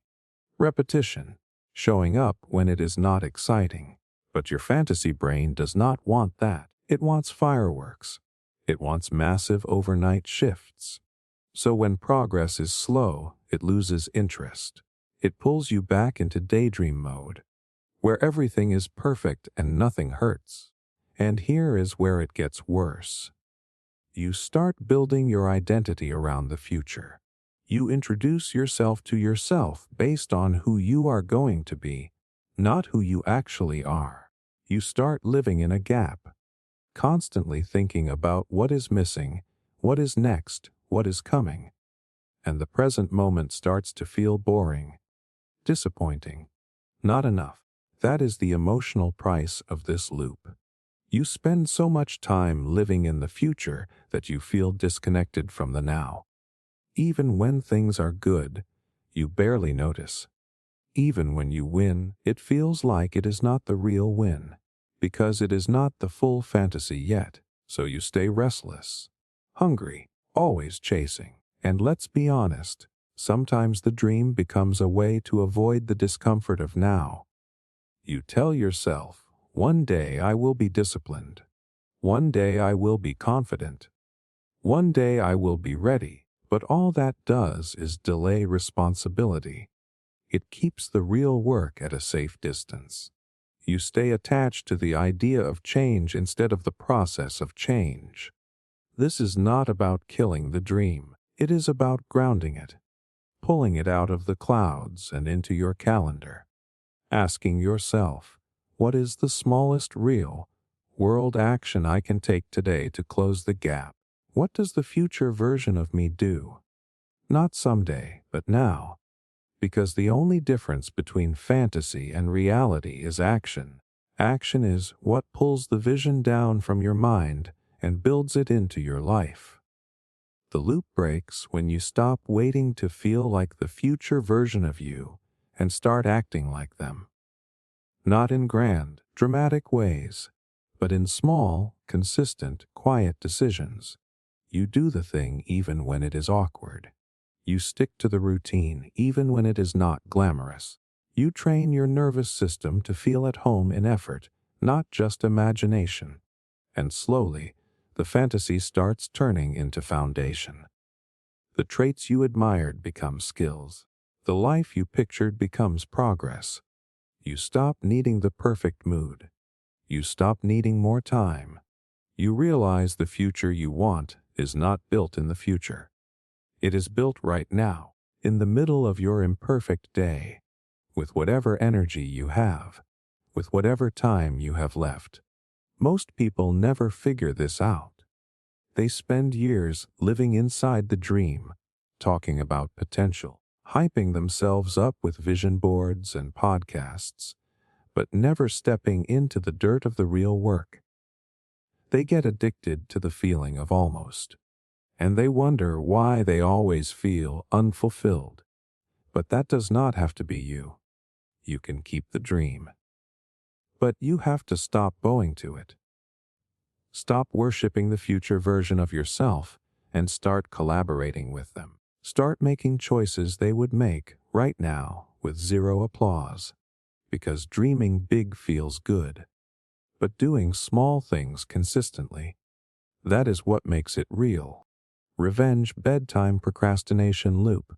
It is late. You are exhausted. Your body is begging for rest. But your brain says not yet. So you grab your phone, start scrolling, maybe watch one more episode, maybe open that app you already closed 3 times. You know you are stealing time from tomorrow. But in the moment, it feels like you are finally getting time back for yourself. That is the loop. Revenge Bedtime Procrastination. When you delay sleep, not because you are not tired, but because it is the only part of the day that feels like yours. It is not laziness. It is defiance. Quiet, exhausted rebellion. The day was packed with obligations, tasks, demands, work, pressure, people pulling you in every direction. So when the world finally shuts up, when nobody's texting, calling, or expecting anything, you stay awake, because it is the only time you feel in control, the only time you are not being used. It does not even matter what you are doing. You are not awake because the show is good or the content is valuable. You are awake because you are trying to reclaim a feeling, that you have some say in how your time gets spent, that you are not just a cog in someone else's machine. You are taking revenge on a day that didn't feel like yours. And here's what makes it so vicious. You know exactly how it ends. You stay up too late. You wake up groggy. You drag through the morning. You promise yourself tonight will be different. But then the day steamrolls you again, and the cycle repeats. You spend the day chasing productivity, and the night chasing freedom. This loop feels small at first, harmless. But over time, it becomes identity. You stop seeing sleep as rest. You start seeing it as a threat, a reminder that your time is not really your own. So you keep pushing it back. Just one more hour, just one more video. You are not buying entertainment. You are buying autonomy, even if it ruins the next day. And the saddest part is, the cost is always higher than the reward. That one extra hour does not recharge you. It does not fulfill you. It just keeps you locked in emotional debt. You go to bed knowing you betrayed yourself. You wake up already behind. That guilt stacks. That fog thickens, until every part of your life feels a little less sharp. But here's the truth nobody says out loud. This is not about sleep. It is about unmet needs. It is about feeling like your entire day is owned by something else. Your job, your responsibilities, your schedule, the pressure to be productive, useful, available. So when night comes, your mind says, "This is my time. And even if it costs me, I'm taking it." Revenge bedtime procrastination is emotional. It is not a scheduling problem. It is a signal that something in your day is out of alignment, that you are being stretched too thin, that your soul is starving for space. And if you do not give yourself that space during the day, your nervous system will steal it at night. You cannot out-discipline this loop. You cannot fix it with alarms or to-do lists or another productivity hack. Because the loop is not about time management, it is about self-ownership. You are not staying up late because you are irresponsible. You are staying up late because you feel invisible. And this is the only time you see yourself again. So what do? You stop waiting for the end of the day to feel alive. You build tiny moments of sovereignty into your daylight hours. You carve out space, even if it is just 5 minutes, where you are not responding to anything or anyone, where you are not performing or producing or optimizing, just being, breathing, choosing. You give yourself permission to enjoy things before you are drained. You stop treating pleasure like a reward and start treating it like fuel. Because when your day includes micro doses of freedom, your mind stops hoarding it at night. The loop only ends when you start honoring your right to rest and your right to joy. Not just at midnight, not just when no one's watching, but in broad daylight, guilt-free. You teach your system that rest is not surrender, that sleep is not wasted time, that you do not need to wreck tomorrow just to survive today. Most people stay stuck in this loop for years, sleep-deprived, resentful, always running on empty, always delaying their life until later. But every day you repeat this pattern, you teach yourself that freedom only comes at the cost of exhaustion, that the only way to feel alive is to first feel drained. And that belief is what keeps you trapped. But you can write a new story. One where you don't need to earn rest through suffering, where your time does not belong to your job or your calendar or your inbox, where you get to feel present, human, and whole before the sun goes down. Because staying up late to feel in control is not freedom. Creating a life that does not need escaping from, that is, all or nothing thinking loop. You miss one workout, and suddenly the whole week is ruined. You eat one slice of cake and decide the entire diet is a failure. You make one mistake at work, and now you are doubting your entire career. Sound familiar? That is the all or nothing thinking loop, and it is quietly wrecking your ability to grow. It sounds like this: if I cannot do it perfectly, I should not do it at all. If I mess up once, I might as well give up. If I do not feel 100% confident, I should not even try. This mindset hides behind the illusion of high standards, but in reality, it is fear dressed up as logic. Fear of being seen halfway. Fear of not looking polished. Fear of being in the messy middle, where real change actually happens. Most people stuck in this loop have no idea it is even there. They think they just have discipline problems, or that they are not motivated enough, or worse, that they are just not cut out for this. But none of that is true. The real issue is not their potential. It is their pattern, a pattern of thinking that says you are either winning or losing, succeeding or failing, on track or off course, and nothing in between counts. But here is the truth. The in-between is where it all happens. Growth is not a straight line. It is messy, awkward, inconsistent, full of setbacks. It does not reward perfection. It rewards momentum. But if your brain is wired for extremes, you will miss that. You will miss the tiny wins, the small progress, the fact that just showing up today actually counts. This loop tricks you into thinking progress only matters when it looks impressive. So if your workout was short, it did not matter. If you studied but got distracted, it did not count. If you showed up but did not crush it, you label it a waste. But that kind of thinking is what keeps people stuck, because no one can sustain perfection. And when you believe anything less than perfect is worthless, you quit the moment things get real. It becomes a self-fulfilling failure. You set unrealistic standards. You fall short as any human would. Then you beat yourself up and walk away, thinking the problem is you, when really the problem was the lens you were looking through. That harsh, rigid, black, and white lens that turns effort into failure just because it was not flawless. And it shows up everywhere. You try to build better habits, but the second you miss a day, you feel like a fraud. You start a new project, but the moment it gets hard, you question everything. You try to express yourself, but if you cannot say it perfectly, you stay quiet. The loop is not just mental, it bleeds into your choices, your creativity, your consistency, your self-worth.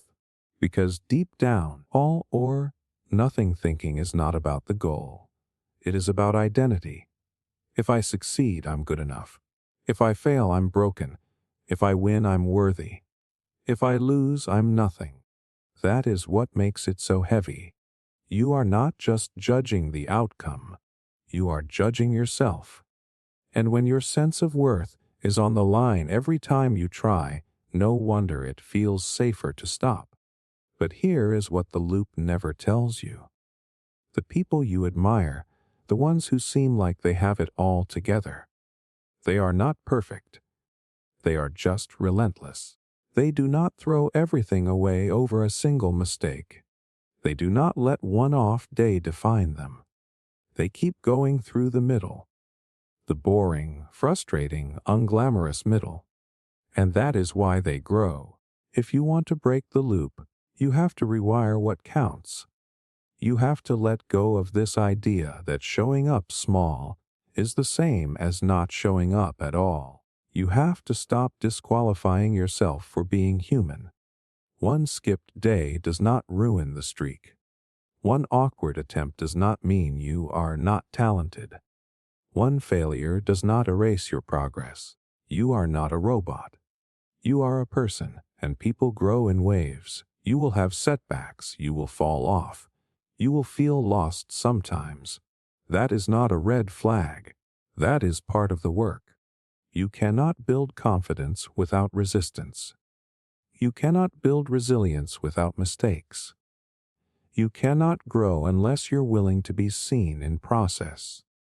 Most people will never make it out of this loop. They will spend their entire lives starting and stopping, all in or all out, trying to be perfect and collapsing the moment they fall short.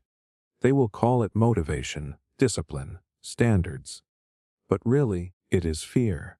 The fear of being average, the fear of being vulnerable, the fear of being seen trying. But you are not most people. You can step out of it. You can build the muscle of imperfection. You can take one small action, even when it feels insignificant, and let that be enough for today. Because progress is not built in heroic sprints. It is built in the quiet moments when no one is watching and you choose not to give up. So if today was not perfect, good. That means you are actually doing the work. That means you are not living in theory anymore. You are living in truth.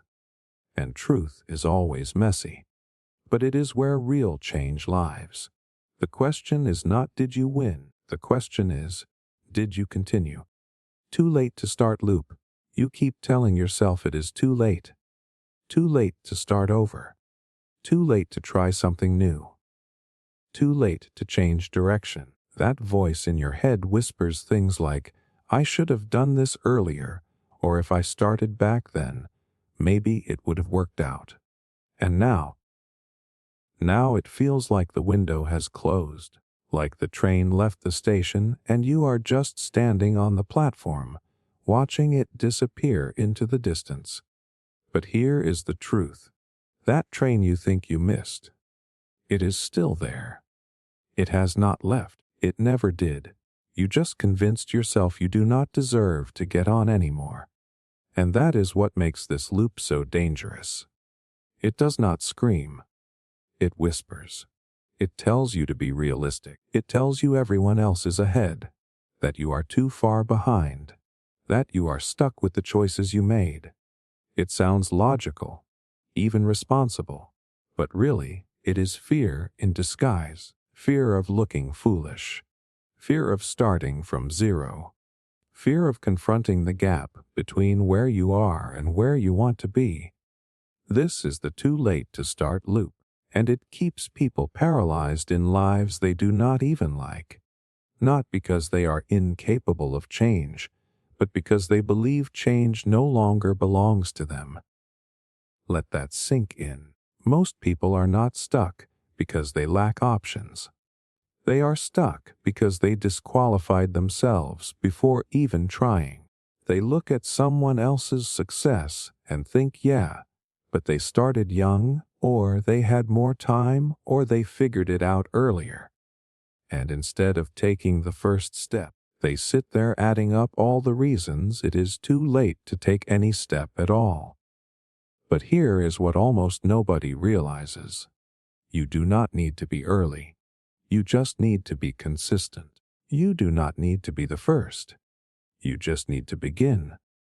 And the thing you think you are too late for, someone else your age, maybe older, is out there starting it right now. Not because they are fearless, but because they stopped waiting for the perfect time and finally decided to begin. It is wild how the mind works. You hit a certain age or stage in life and suddenly everything new feels off limits. Like your best energy is behind you. Like you missed your shot. But that is a lie culture sold you. The reality is, most people do not even know who they are until they are well into their 30s, 40s, 50s. And the people who make it, the ones who build something real, they are not the ones who started early. They are the ones who kept going, even when they thought it might be too late. Think about how much has changed in just the last 5 years. Think about how many things exist now that did not even exist a decade ago. New platforms, new industries, new opportunities. If the world is still evolving, why would your story be finished? What is really happening here is a kind of mental aging, not physical mental. You are letting outdated beliefs tell you what is possible. Beliefs based on old timelines, old expectations, old comparisons. You think because you are not 20 anymore, your shot is gone. But your brain is still developing well into your 20s and 30s. Your emotional intelligence, your decision making, your resilience. They all peak later than you think. You are more capable now, not less. But the loop clouds your vision. It makes you forget that growth is exponential. One focused year can change everything. One skill, learned deeply, can create a brand new path.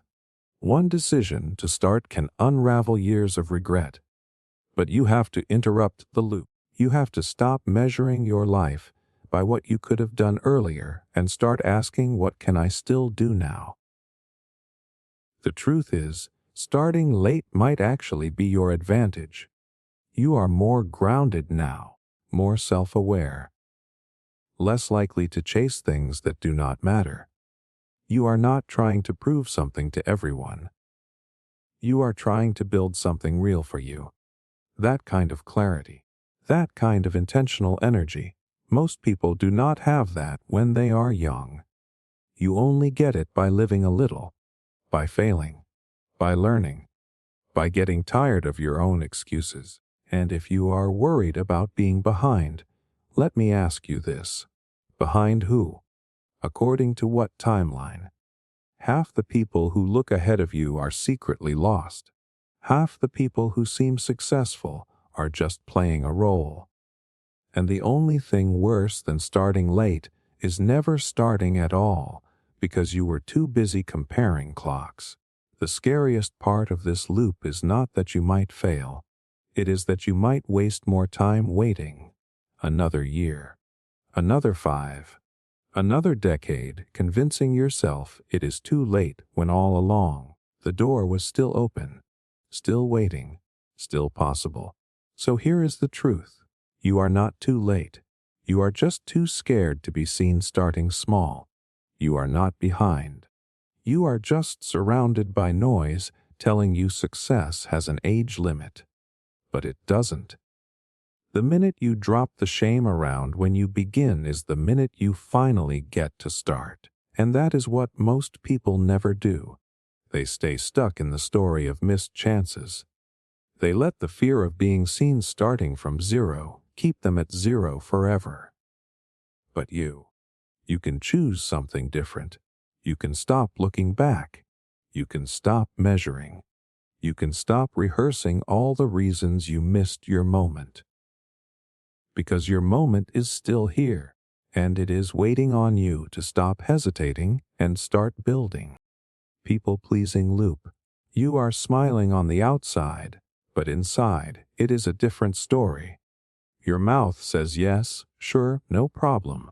But your body tightens, your energy drops, and a small part of you starts to disappear. That is the people-pleasing loop. And once it takes hold, it becomes automatic. You do not even think about it anymore.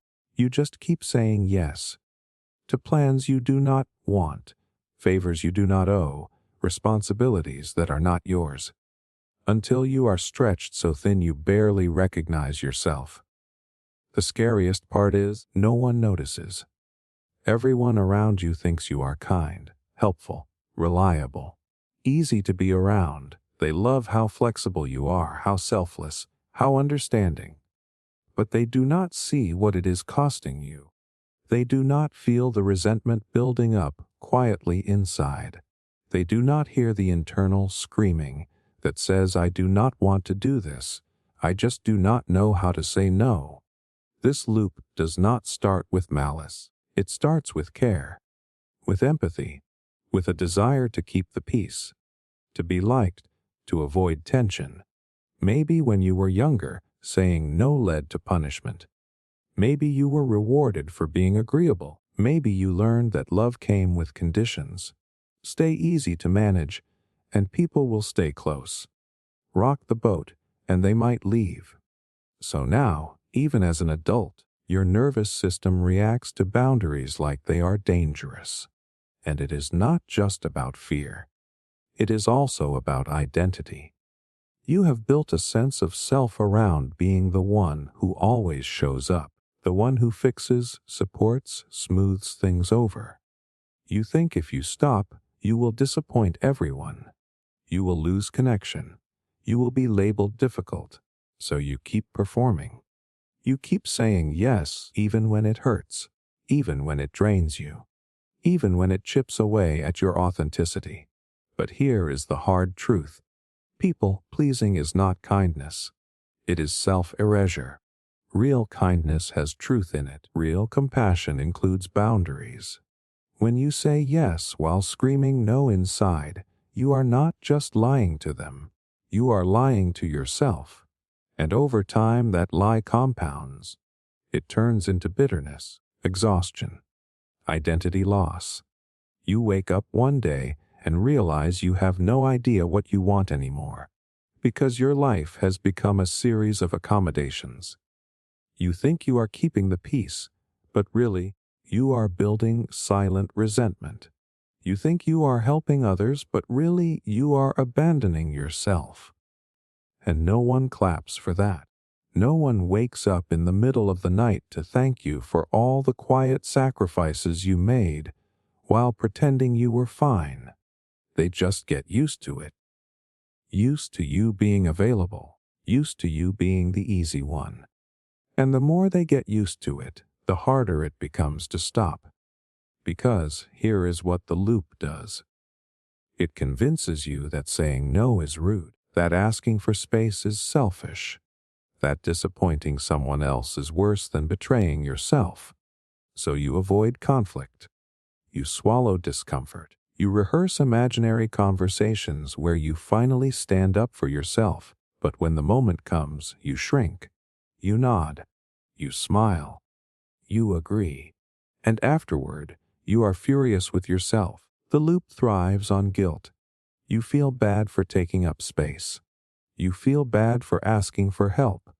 You feel bad for putting your needs first. But what if that guilt is not a sign you are wrong? What if it is just the echo of an old program that taught you love had to be earned through sacrifice?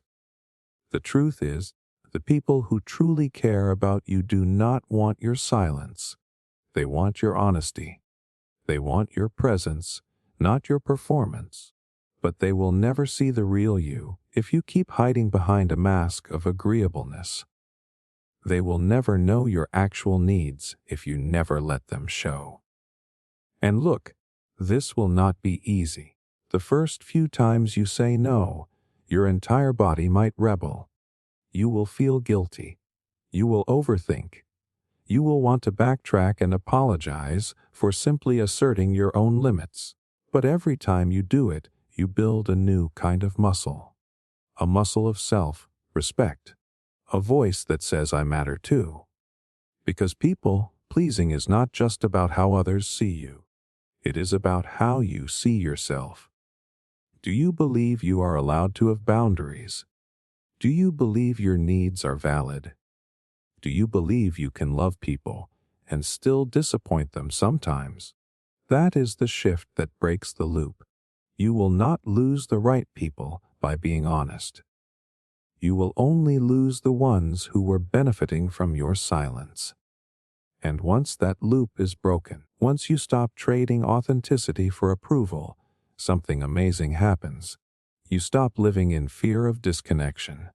You start speaking your truth calmly, firmly, without guilt, and you realize the people who stay, they are the ones who see you for real. Most people will never break this loop. They will live their whole lives bending, shrinking, overextending, just to avoid a single uncomfortable conversation. They will wear a smile and carry silent pain. But you do not have to. You can let your no mean something. You can let your yes come from joy instead of obligation. You can stop performing and start connecting. Not everyone will love it, but the right people will love you. And that is the difference. Label identity loop. You have probably said it without even thinking. I am just not that kind of person. I am not a morning person. I am not good with money. I am not the type to take risks. I am not creative. I am not disciplined. You repeat it enough times, and it starts to feel like truth. Like it is not just a belief. It is your identity. But what if I told you that identity is not who you are? It is just a loop you are stuck in. This is the label identity loop, and it is one of the most invisible traps people live inside. It does not scream. It does not hurt. It just quietly shapes everything. Your choices, your habits, your potential. Every time you tell yourself who you are, especially who you are not, your brain makes that label real. Not because it is true, but because you believe it long enough to stop challenging it. Your mind loves certainty. It would rather be consistently limited than temporarily uncertain. So it grabs onto labels, and not the good kind. Not the expansive, flexible kind, but the rigid ones. The kind that sound like facts. The kind that create a fixed identity. One that blocks growth before it can even start. You tell yourself you are not confident, so you never speak up. You tell yourself you are not fit, so you avoid the gym. You tell yourself you are not organized, so you never even try to build structure. Then you point to your actions and say, see, that proves it. But it is not proof. It is a feedback loop. The belief shapes the behavior, and the behavior reinforces the belief. Around and around it goes. This is not just a mindset problem. It is a neurobiological one. Your brain is wired to confirm what you already believe. It filters out evidence that contradicts your identity and highlights anything that supports it. It is called confirmation bias. So if you believe you are a certain way, your mind will make sure you keep seeing the world and yourself through that lens, even if it is holding you back. Most of these labels were never chosen. They were assigned. Maybe you were shy as a kid and got labeled quiet. Maybe you struggled with school and got labeled lazy. Maybe you were sensitive and someone told you to toughen up. At some point, those words sank in, and instead of questioning them, you adapted. You made them part of your story.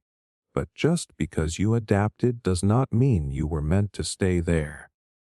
Here is what makes the loop so dangerous. It feels comfortable, even when it sucks. Even when it is painful, it is familiar, and the brain loves familiar. It sees change as a threat, even positive change. That is why trying something new feels so uncomfortable.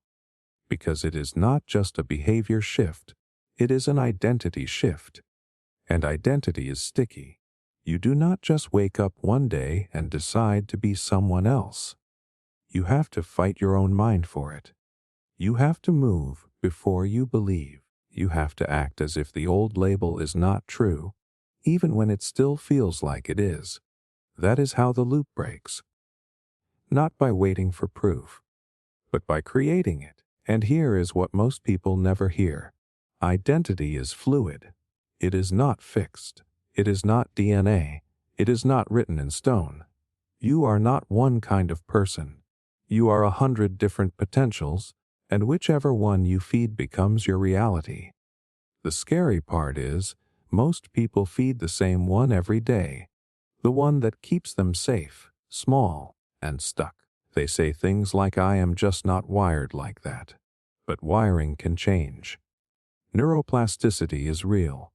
Your brain literally rewires itself through repetition, through action, through practice. So every time you act against your old label, you are carving out a new path. You are teaching your mind that you are not limited to the version it thought you were. But the loop will resist. It will whisper things like, this is not you. You are faking it. You are not like those people.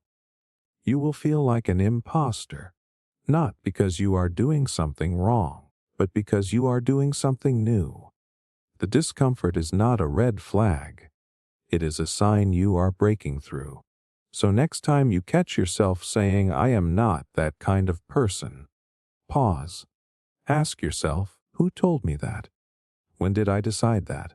What if it is not true anymore? What if it never was? You do not have to be confident to speak. You become confident by speaking.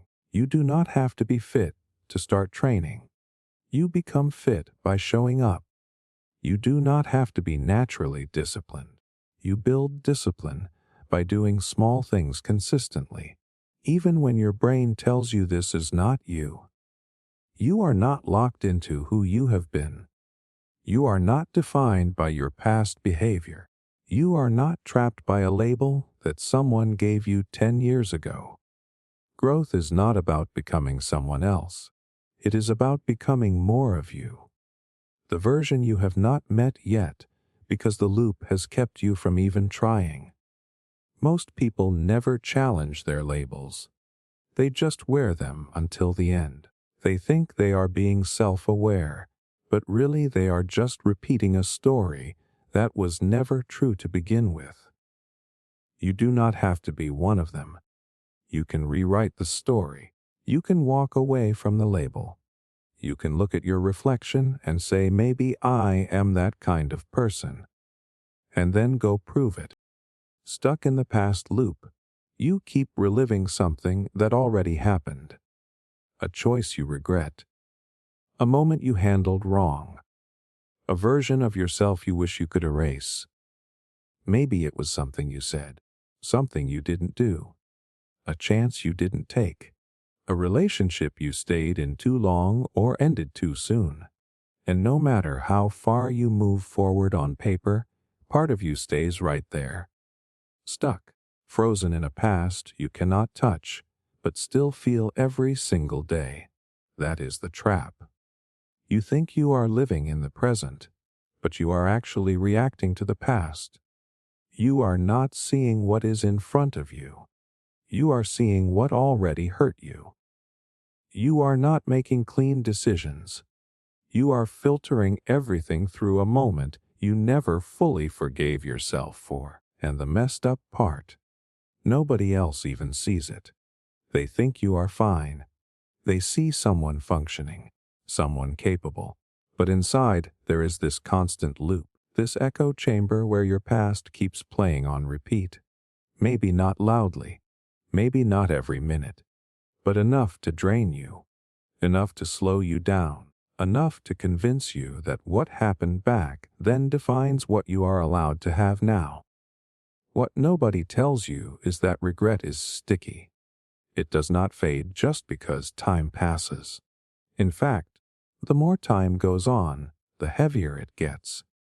Not because the mistake gets worse, but because you keep dragging it forward with you. You keep measuring your future against your past, and that means even when new doors open, you hesitate. You question whether you deserve it, whether you are ready, whether you are still that same broken version of yourself. And here is where the loop tightens. Every time you pull back from something new because of something old, you reinforce the belief that you are still damaged, still stuck, still disqualified. And the more you believe that, the more you start turning opportunities into threats. The more you talk yourself out of progress. You say you are waiting for the right time, but really, you are waiting to feel like a different person. Someone who no longer remembers the worst parts of their story. But what if that feeling never comes? What if the past never stops echoing, and the only way forward is to move with it, not after it? That is what nobody wants to admit. Healing is not clean. You do not erase what happened.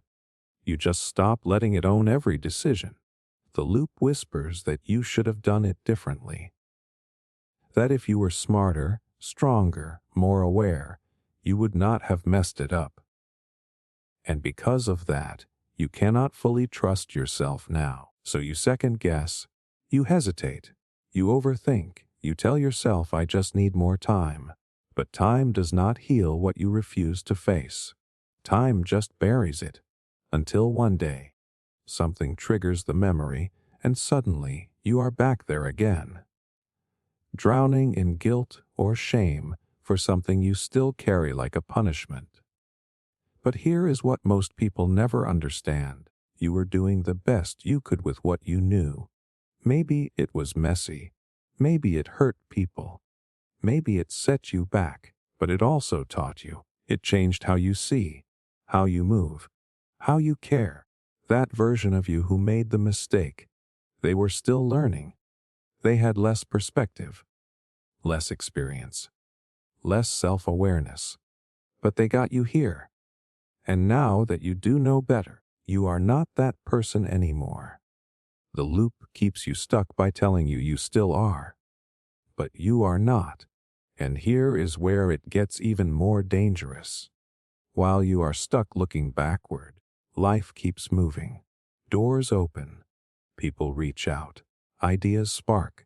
But you miss it. You miss all of it because your attention is trapped in what was, instead of what could be. You are haunted by what you lost, and blind to what is right in front of you. You say things like, "I missed my chance." But what if this is your chance, and you just can't see it because it does not look like what you thought it would? You are not stuck because the past still matters. You are stuck because you never gave yourself permission to move forward without punishing yourself for it. Somewhere along the line, you started to believe that carrying the guilt made you responsible. That holding on to the pain was a sign you cared. But there is a difference between learning from your past and living in it. Growth does not mean pretending it never happened. It means you look at it directly and say, yes, that was real. And yes, it changed me. But it does not get to write the rest of my life, because the future is not blocked by the past. It is blocked by your belief that you are still unworthy of starting again. Most people never leave that loop. They replay, reanalyze, shame themselves. They live their whole lives inside a memory that is no longer happening, and they miss the one that is. The one unfolding right now. The one they actually have power to shape.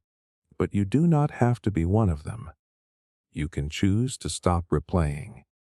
You can choose to stop explaining your current self through your former mistakes. You can choose to step out of the past and finally meet what is here. Because the opportunity is not gone. You just stopped looking.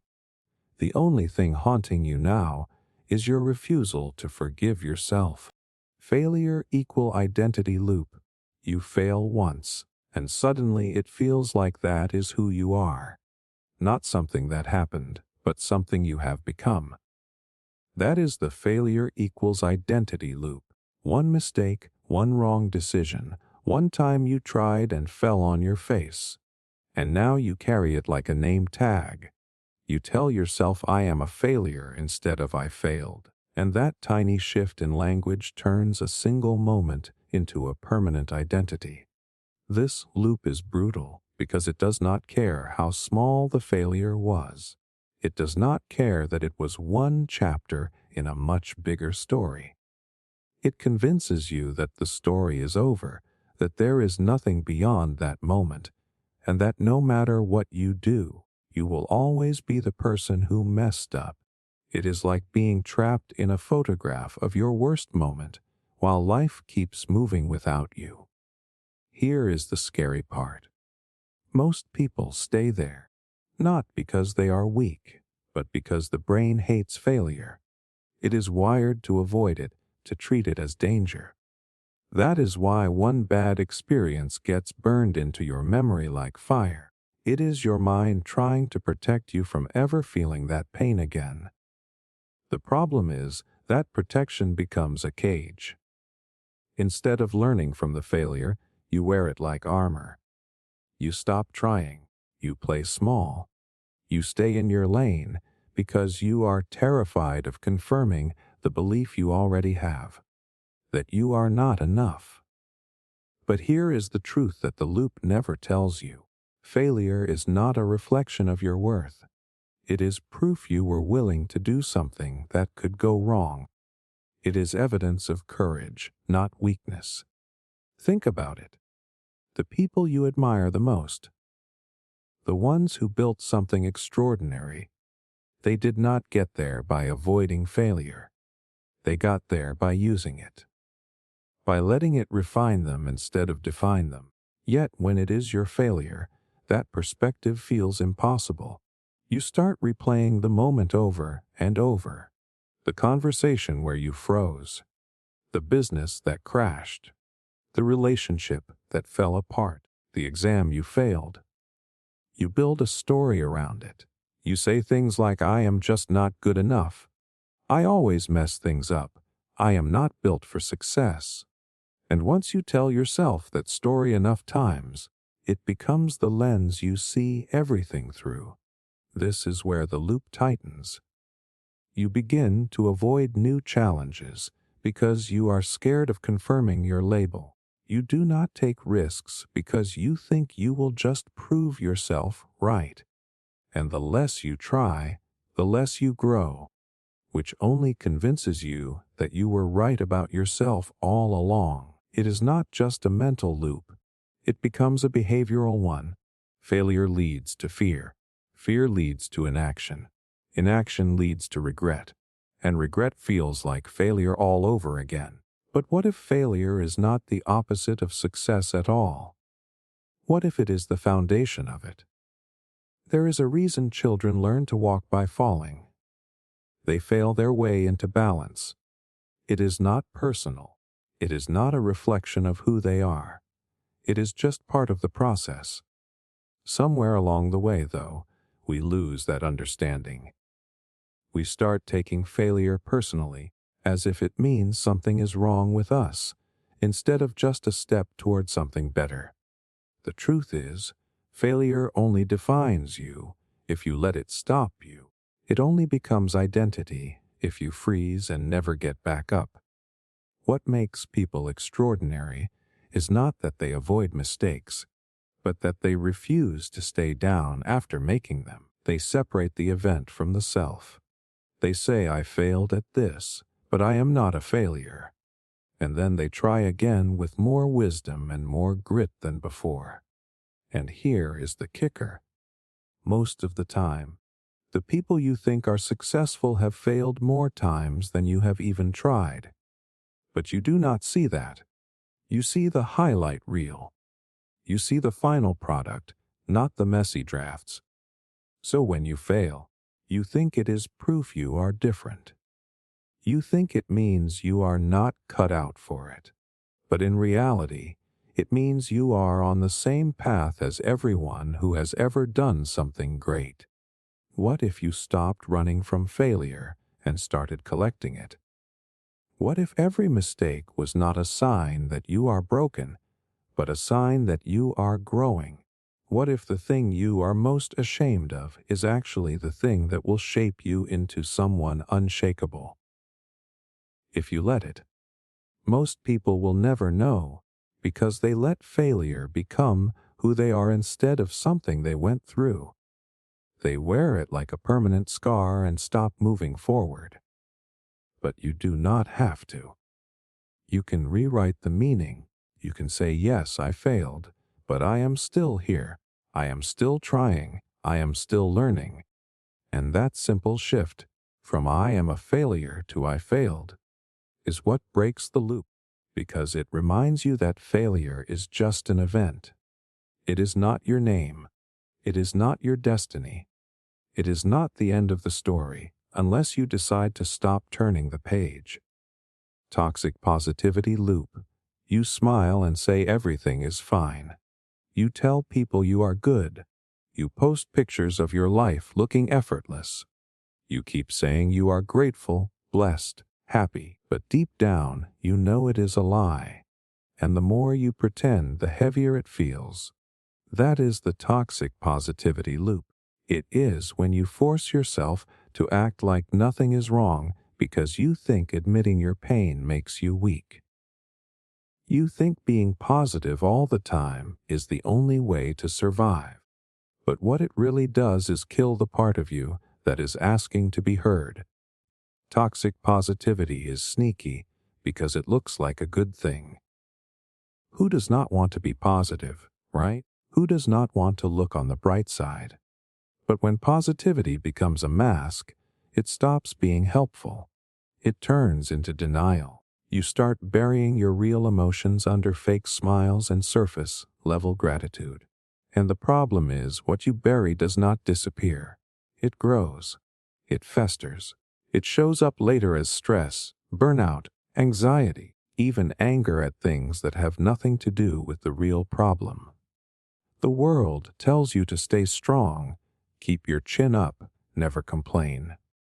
Maybe you even grew up hearing that showing emotion is weakness. So now, every time you feel sad or frustrated or lost, you force yourself to push it away. You replace it with a quick motivational phrase. You say things like, "I just have to stay positive. Everything happens for a reason." And while those words sound nice, they are often just a way to avoid sitting with what hurts.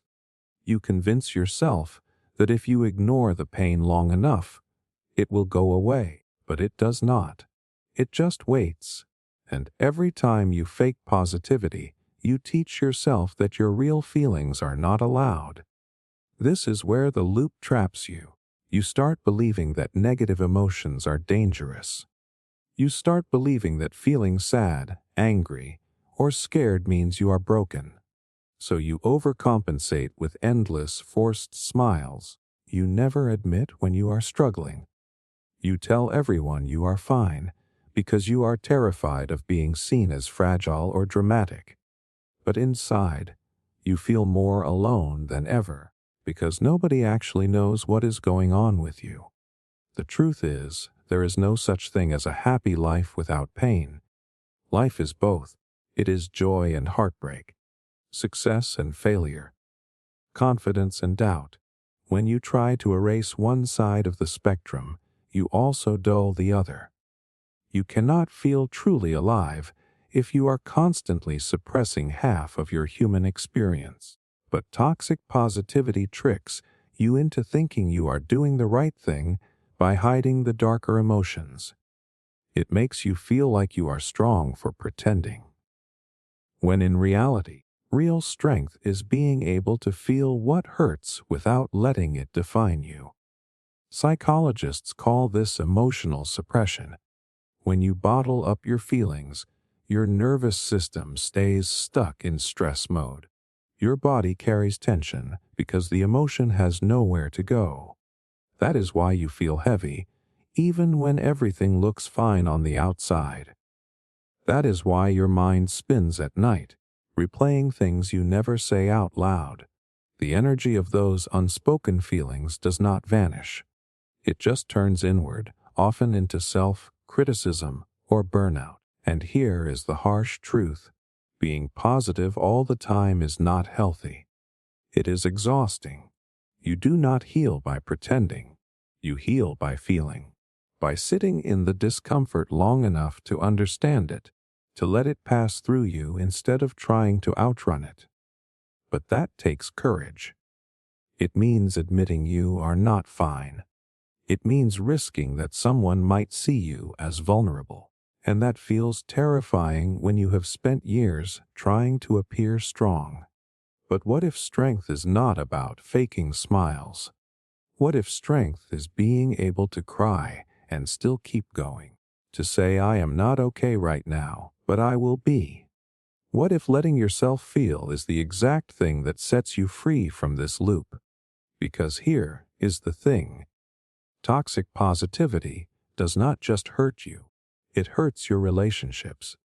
When you keep pretending, you block real connection.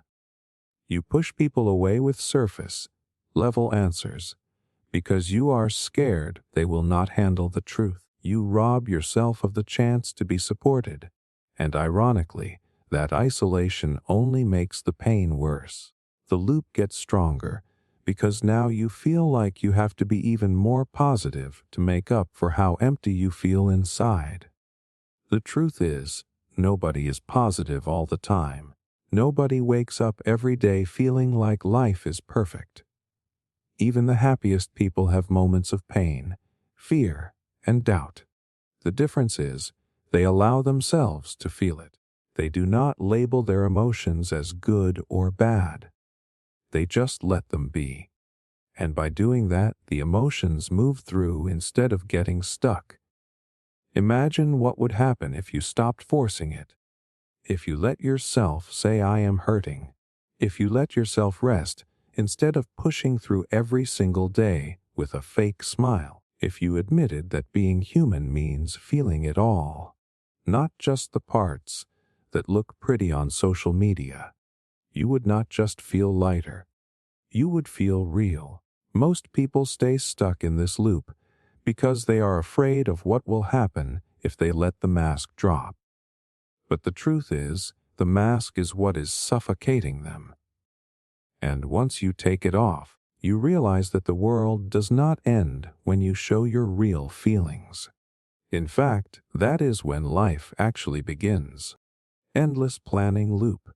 You keep planning. You plan in your head, in notebooks, on apps, on whiteboards. You have timelines, strategies, backup plans, and even backup plans for your backup plans. But somehow, nothing ever really starts.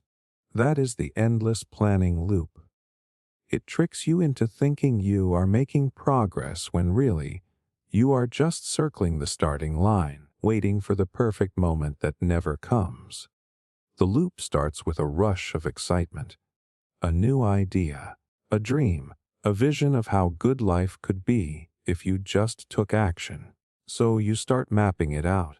You write down goals, milestones, the tools you will need, the exact steps you will take, and that feels productive. It gives you a hit of dopamine, like you are already halfway there. But then you keep planning, you refine, you tweak, you gather more information, you watch more videos, read more books, and tell yourself you just need to figure out one more thing before you begin. What you do not realize is that planning can become the safest form of procrastination. It is productive on the surface, but empty underneath. It feels like work, but it is not moving the needle, because at some point, all the plans in the world will never replace the discomfort of actually starting. The fear of messing it up, of failing, of not being ready.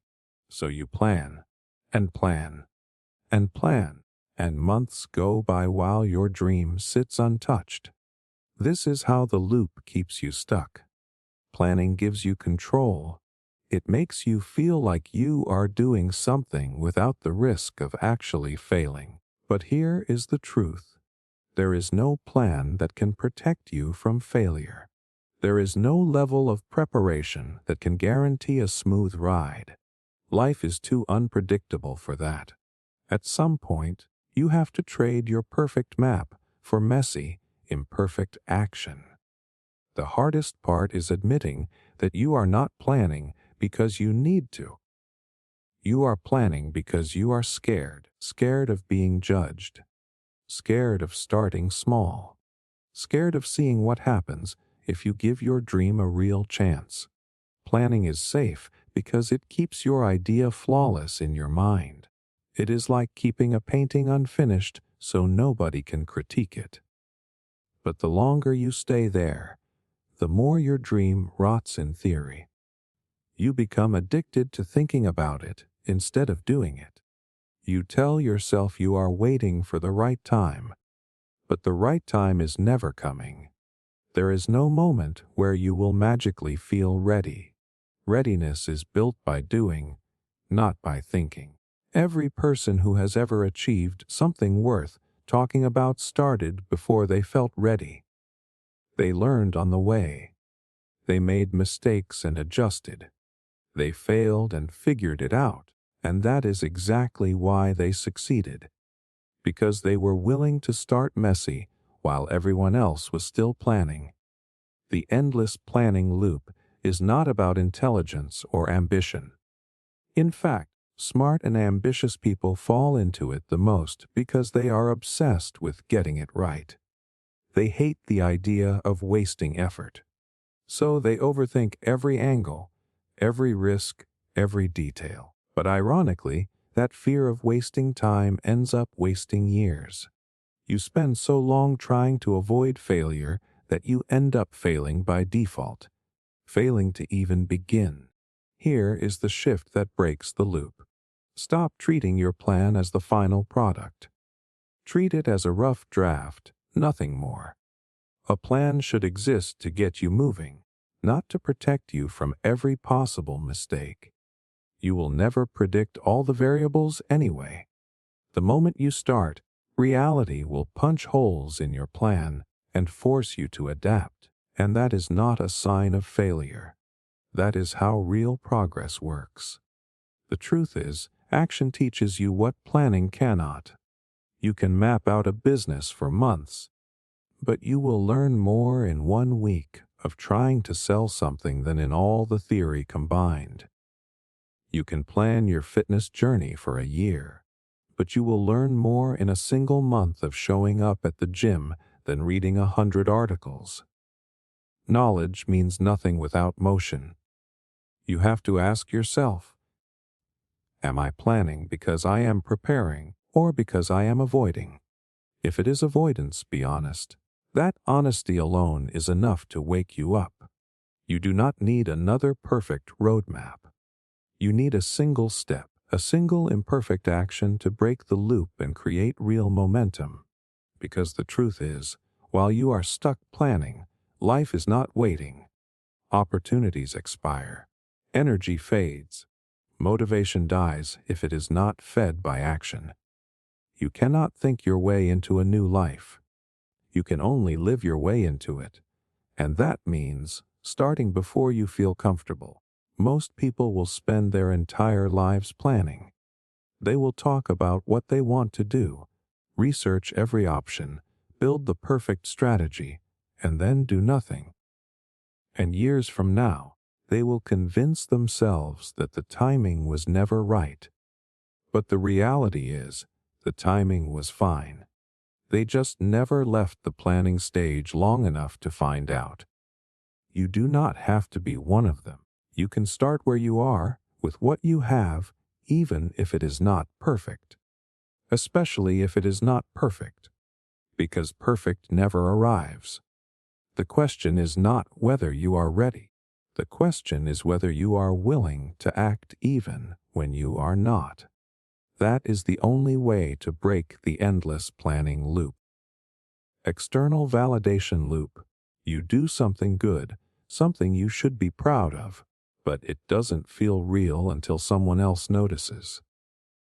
You need the like, the comment, the pat on the back, the look of approval. Without it, your achievement feels empty, like it never even happened. That is the external validation loop.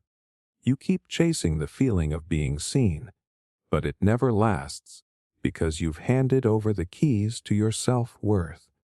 This loop is exhausting because no matter how much approval you get, it's never enough.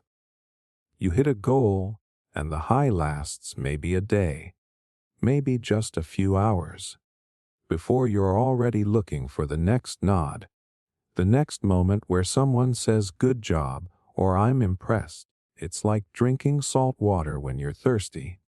It looks like it should satisfy you, but it only makes you crave more. The scariest part is how early this loop starts. As kids, we're trained to seek approval. We get gold stars, grades, trophies, and claps. We learn that being good means being recognized. And while that can motivate us, it also wires us to believe that our value depends on someone else noticing it.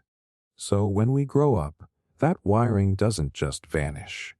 Now it's likes, views, promotions, compliments. We keep chasing the same hit of recognition, but the target keeps moving. Think about how much of what you do is shaped by this loop. You might dress a certain way, not because you like it, but because you want someone to notice. You might post something online and feel anxious waiting for likes to roll in. You might even pick a career, not because you love it, but because it looks impressive to other people. And the second that validation isn't there, You start questioning yourself. Was it even worth it? Am I even good enough? This is how the loop tightens its grip, by making yourself worth dependent on something you can't fully control. The truth is, external validation feels amazing for about 5 minutes. Then your brain adapts and the hunger returns. There's even a psychological mechanism behind it. Dopamine spikes when we get recognition, but it's temporary. The brain craves novelty, which means the next time you need a little more validation to feel the same high. It's a never-ending chase. No amount of approval can fill the gap if you don't know how to validate yourself from the inside out. But I get why this loop is so hard to break. It feels good when people notice you. It feels good when someone claps, when someone compliments your work, when someone says they're proud of you. There's nothing wrong with enjoying that. We're wired for connection, and part of that is wanting to be seen. The problem is when you need that validation to feel worthy at all, because that's when you start living for other people's applause instead of your own fulfillment. Here's the uncomfortable question. If nobody could see what you're doing, would you still do it? If nobody ever knew about your achievement, if there was no Instagram, no recognition, no applause, would you still find joy in it? Most people wouldn't, because they've been taught to value the performance, not the process. And that's how they get stuck, constantly performing, constantly trying to impress, constantly measuring their life by other people's reactions. The way out of this loop is not to stop caring about validation completely. That's unrealistic. It's to stop depending on it. It's to build a sense of self, respect that isn't tied to how others respond. That means asking yourself, do I actually like what I'm doing? Does it make me proud, regardless of who's watching? It's about setting standards that come from within, not from the crowd. The truth is, no amount of external approval will ever be enough if you don't approve of yourself first. You could get 1,000,000 compliments and still feel hollow if you secretly know you're living someone else's version of success. But the reverse is also true. When you genuinely like who you are, when you know you've done something that matters to you, you don't need the whole world to clap. One quiet moment of self-respect can feel better than 100 likes on a screen. Think about the times in your life when you felt proud, even if nobody saw it. Maybe it was the day you finally stuck to a habit, or when you pushed through fear and did something you didn't think you could do. Those moments mattered, even without an audience. That's the feeling you need to chase, not the one that depends on someone else giving you permission to feel good about yourself. Most people will never escape the external validation loop. They'll live their whole lives trying to be impressive instead of fulfilled. They'll die with a highlight reel that was built for everyone else to admire. But they'll never feel like it was enough. But you don't have to be one of them. You can choose to play a different game. You can decide that your worth isn't up for debate, that your pride comes from the work itself, not from who claps for it. Because the truth is, when you stop waiting for the world's approval, you become unstoppable. You're no longer chained to the highs and lows of who notices you and who doesn't. You become free to live for what actually matters to you, not for what looks good on someone else's scoreboard. Consumerism Loop. You tell yourself this next purchase will change something. This new phone, these new shoes, that perfect car, or that expensive trip. It will finally make you feel complete. You buy it, and for a moment, it works. There is a spark, a high, a rush of feeling like you have leveled up in life. But a few days later, maybe even a few hours later, the excitement fades. You are back where you started, scrolling for the next thing to buy, hoping the next hit will last longer. That is the consumerism loop. It tricks you into believing you can purchase meaning when all you are really buying is a temporary distraction from the emptiness you do not want to face. This loop has been engineered to trap you. Entire industries depend on keeping you in a constant state of low-grade dissatisfaction.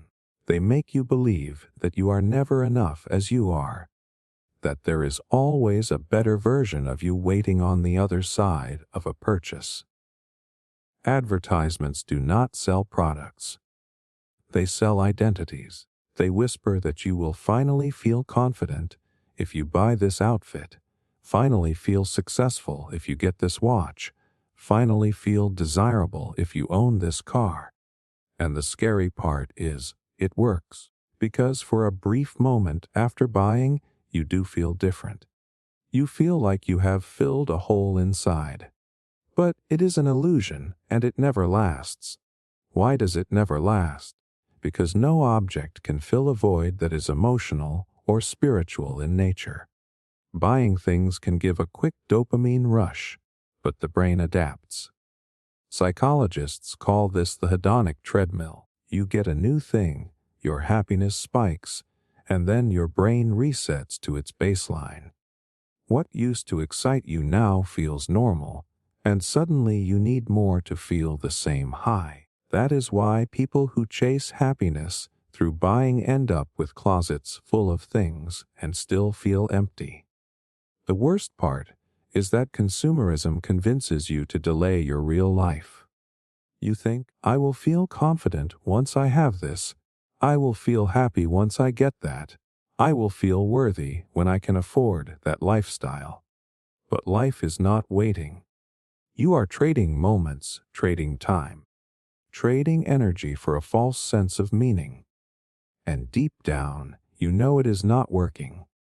You know the happiness fades faster than you thought it would. You know that the excitement you feel when you click buy is often stronger than the satisfaction you feel once the box is open. It is not your fault you are stuck in this loop. Everything around you is designed to pull you deeper into it. Social media shows you highlight reels filled with people who seem happier, cooler, richer, all because of what they own. And even if you are smart enough to know it is a performance, it still works on your subconscious. You start comparing your life to their curated perfection and feel like you are behind. So what do? You buy. You try to catch up.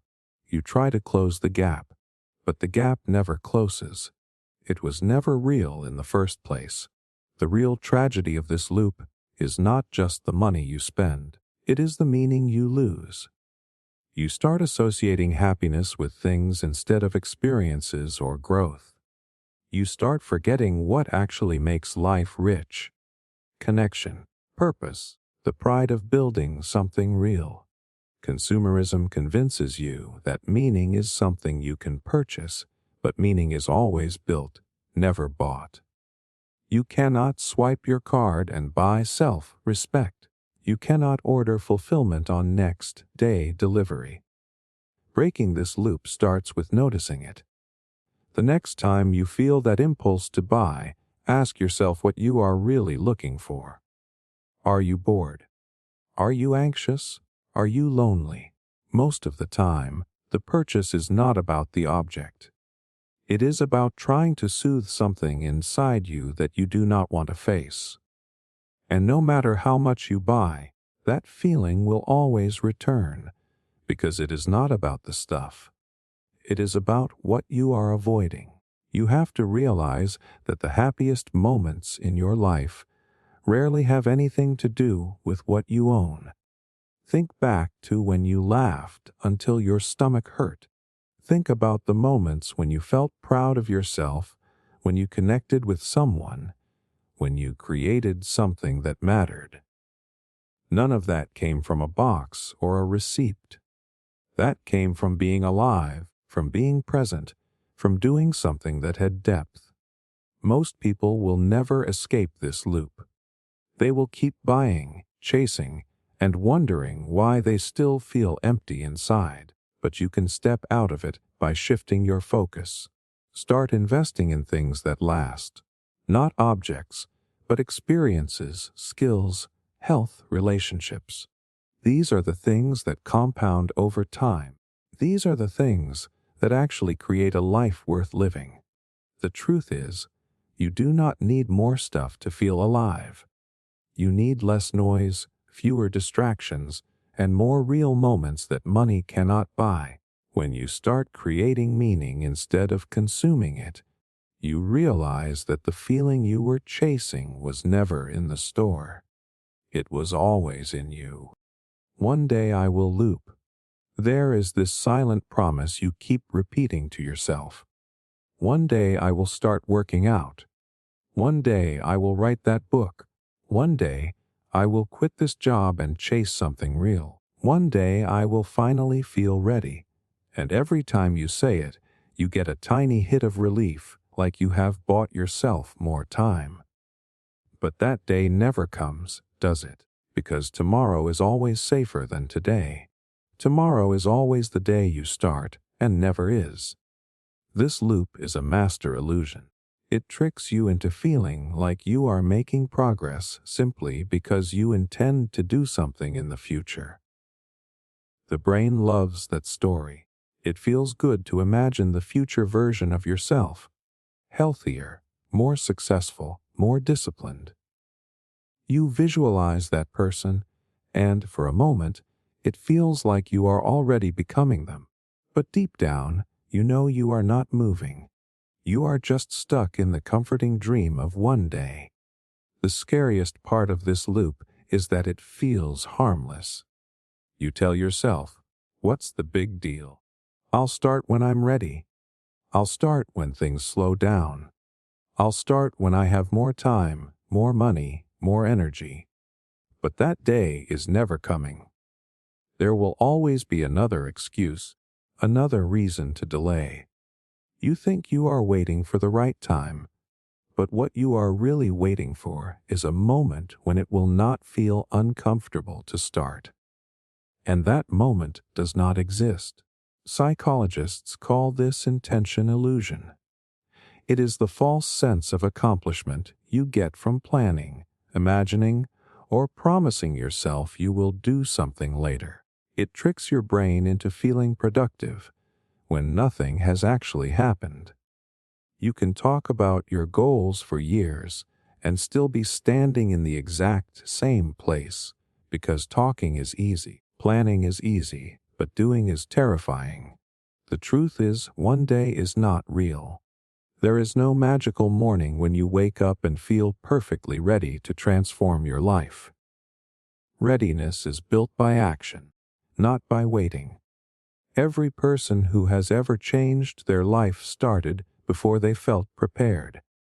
They took the first step when it was messy, when it was uncomfortable, when they were scared, and that step is what created the momentum that waiting could never give them. This loop is dangerous because it quietly steals your life in small, invisible ways. You do not notice it at first. You think you are fine because you still believe you have time. You think you can start next month, next year, when things line up better. And then suddenly 5 years have passed, and you are still telling the same story. You are still saying one day I will, but the fire has gone out. The dream is not dead because it failed. It is dead because it was never even tried. I know why you cling to the idea of one day. It is safer than facing the possibility of failing today. As long as you keep the dream in the future, it cannot hurt you. Nobody can judge it, and you cannot disappoint yourself. It stays pure in your head, untouched by the mess of reality. But what you do not realize is that the longer you keep waiting, the heavier that dream becomes. It goes from being something exciting to something that weighs on you, like a quiet guilt that never leaves. The people who actually change their lives are not the ones who wait for the perfect plan. They are the ones who take tiny, ugly, imperfect steps right now. They start before they are ready. They do not wait for January 1st or Monday or the next season of life. They decide that today is enough, because today is the only day you ever really have. You have to ask yourself a hard question. If not now, when? How many more times will you say one day before you admit that you are just scared to start? Fear will not disappear while you wait. In fact, it grows stronger the longer you delay. But action shrinks fear. Doing one small thing, even if it is clumsy, is enough to start breaking the loop. You do not need to change your life overnight. You just need to stop pretending that tomorrow will save you. Most people live and die inside the one-day loop. They keep waiting for the perfect moment, but life does not pause for them. Opportunities expire. Energy fades. The longer you wait, the harder it gets, not because you are incapable, but because your belief in yourself erodes every time you delay. Each tomorrow that never comes chips away at your confidence until you start thinking, maybe it was never meant for me. But that is a lie. You are not stuck because you lack the ability. You are stuck because you are waiting for permission that will never come. You are waiting for the stars to align when all you need is to move, even if it is messy, even if it is small, because there is no one day. There is only today and what you decide to do with it. Shortcut-seeking loop. You keep searching for the secret, the magic hack, the overnight fix, the one trick that will finally make everything click. You tell yourself that if you can just find the right shortcut, you will skip the hard work and still get the results. And for a moment, that hope feels powerful. But then nothing changes. You jump from one trick to the next, constantly looking for an easier way, and the truth is you never get anywhere. That is the shortcut-seeking loop. It is a trap because the very act of looking for shortcuts is what keeps you stuck. Think about how much time this loop steals. You spend hours researching hacks, quick tips, productivity secrets, and life-changing routines, but you rarely follow through on any of them for long enough to see real progress. You scroll through videos that promise results in 30 days, 7 days, sometimes even overnight. It is addictive because it feels like you are doing something by learning, but all you are really doing is preparing to start. Meanwhile, the person who just does the simple, boring work every single day leaves you behind. The shocking truth is that almost nothing worth having comes from shortcuts. You cannot hack your way into lasting confidence. You cannot shortcut your way to mastery. You cannot trick your way into self-respect. Those things come from showing up consistently, especially when you do not feel like it. But the shortcut mindset makes you allergic to discomfort. You start believing that the presence of struggle means you are doing it wrong, when in reality, struggle is the doorway to growth. Psychologists have found that when we seek shortcuts, we are really trying to avoid pain. The pain of effort, the pain of failure, the pain of uncertainty. Our brains are wired to conserve energy, so they are constantly looking for the path of least resistance. And that is fine for survival, but terrible for success. Because everything that changes your life, whether it is building a skill, creating a business, or transforming your health, requires consistent, uncomfortable effort over time. There is no app, no hack, no trick that can replace that. The dangerous part of this loop is that it feels productive. It feels like you are being smart by optimizing everything. You tell yourself that you are just being efficient, that you are working smarter, not harder. And yes, efficiency matters. But too many people use shortcuts as a way to avoid doing the thing that actually works. Steady, unsexy, repetitive action. The hack becomes a distraction from the habit. Let me give you an example. People will spend weeks looking for the perfect workout program, reading reviews, comparing routines, trying to find the fastest way to get in shape. Meanwhile, they could have been walking, lifting, or doing basic exercises every single day and already seeing results. The same is true for learning.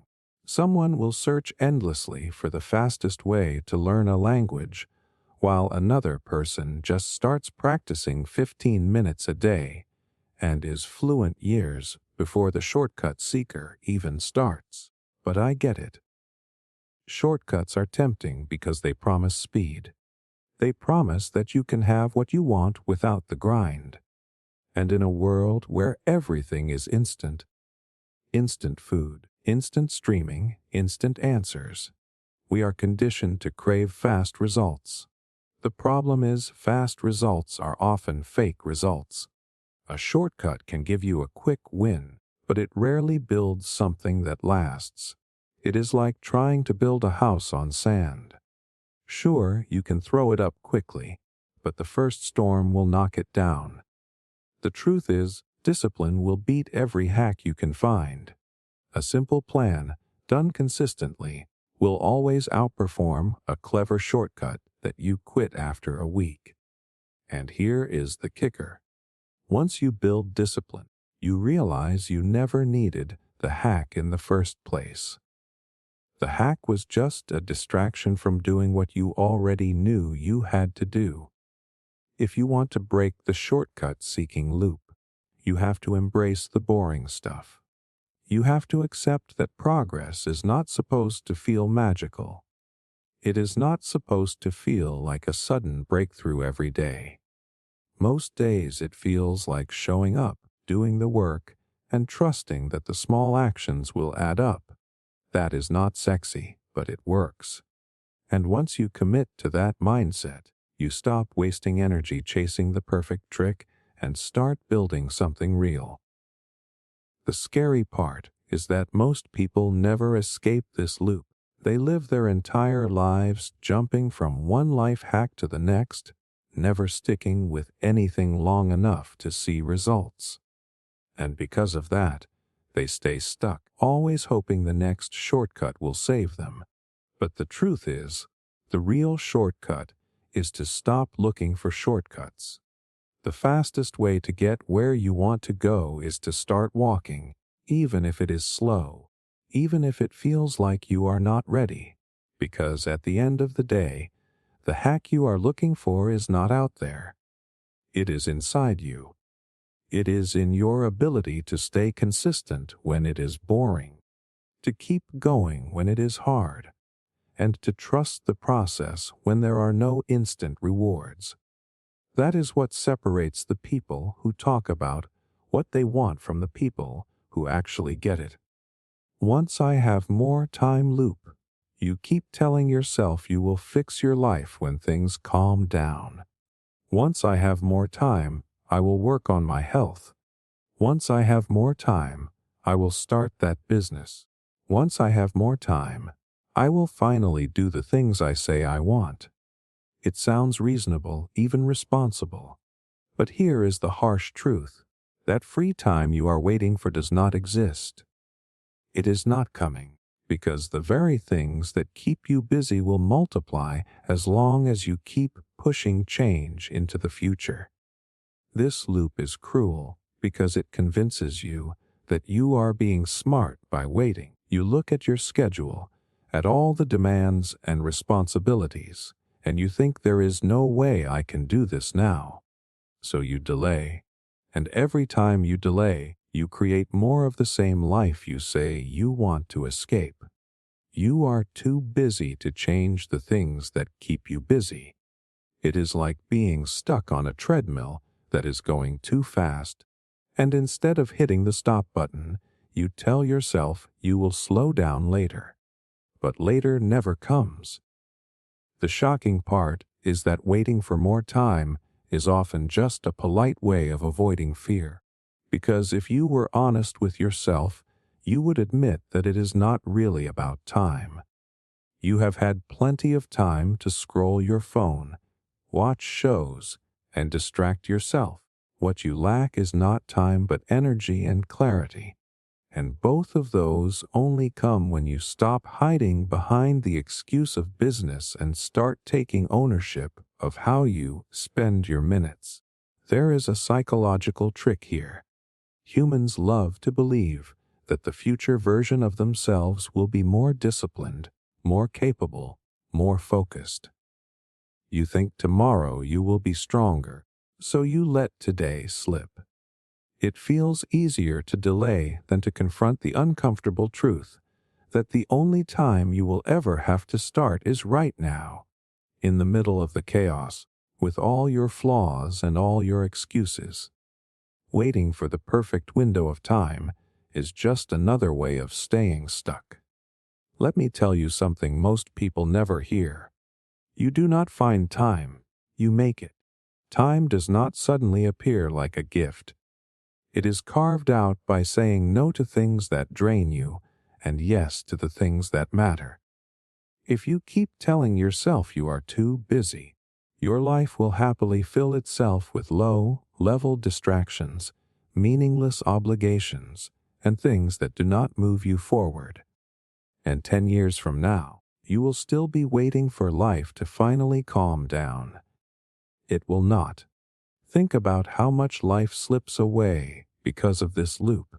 You say you will take that trip when things slow down, and then years pass and you are still waiting.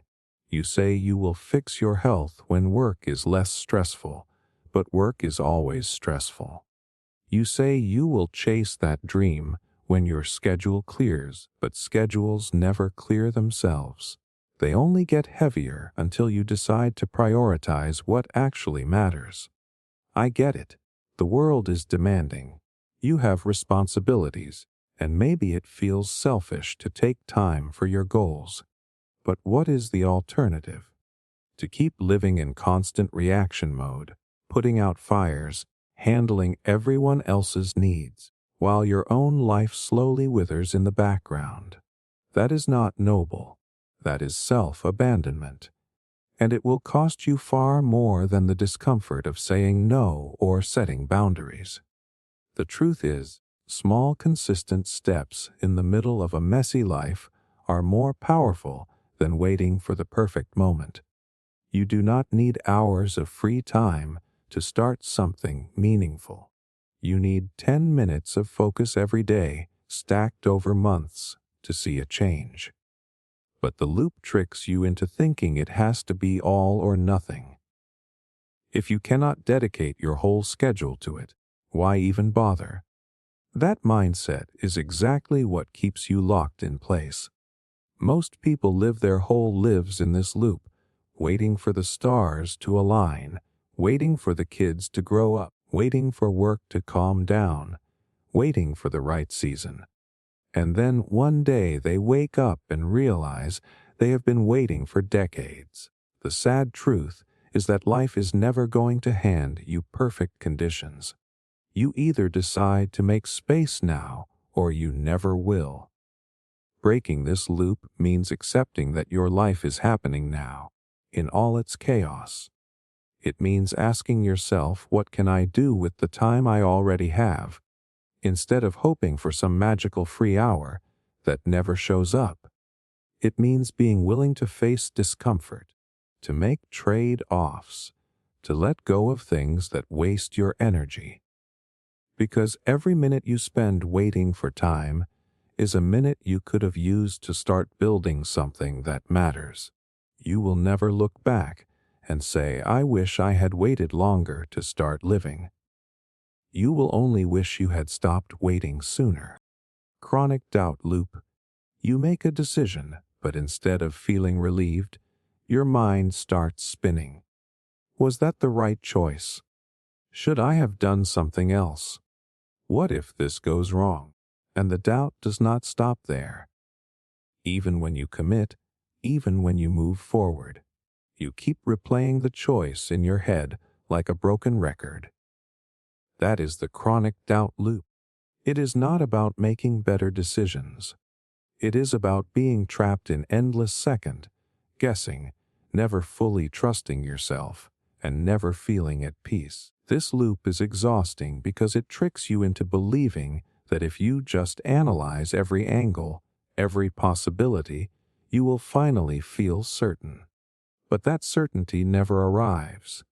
Instead, the more you think, the more anxious you get, and the harder it becomes to trust any decision at all. It is like standing at a crossroads, but no matter which path you take, you keep looking over your shoulder, wondering if you should have gone the other way. Here is the harsh truth. Certainty is a myth.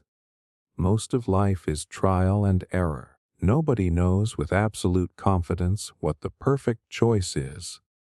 But the chronic doubt loop convinces you that other people must have that certainty, that they know something you do not.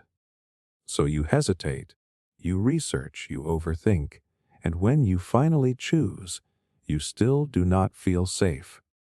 You keep asking yourself, what if I chose wrong?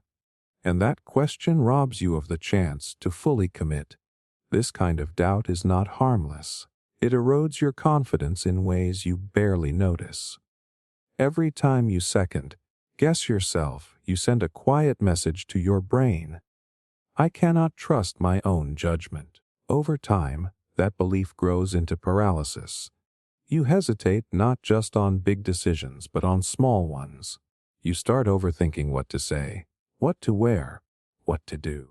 You live in a state of constant questioning, as if every tiny choice could destroy you. Psychologists call this decision fatigue, and it is amplified by self-doubt. Your brain burns energy every time you second guess, and the more you doubt, the less mental strength you have left for what actually matters. This is why some of the most successful people deliberately simplify their decisions. They understand that clarity comes from action, not from thinking forever. But here is the thing. Doubt is not always bad. It is natural to question yourself. It is part of being human.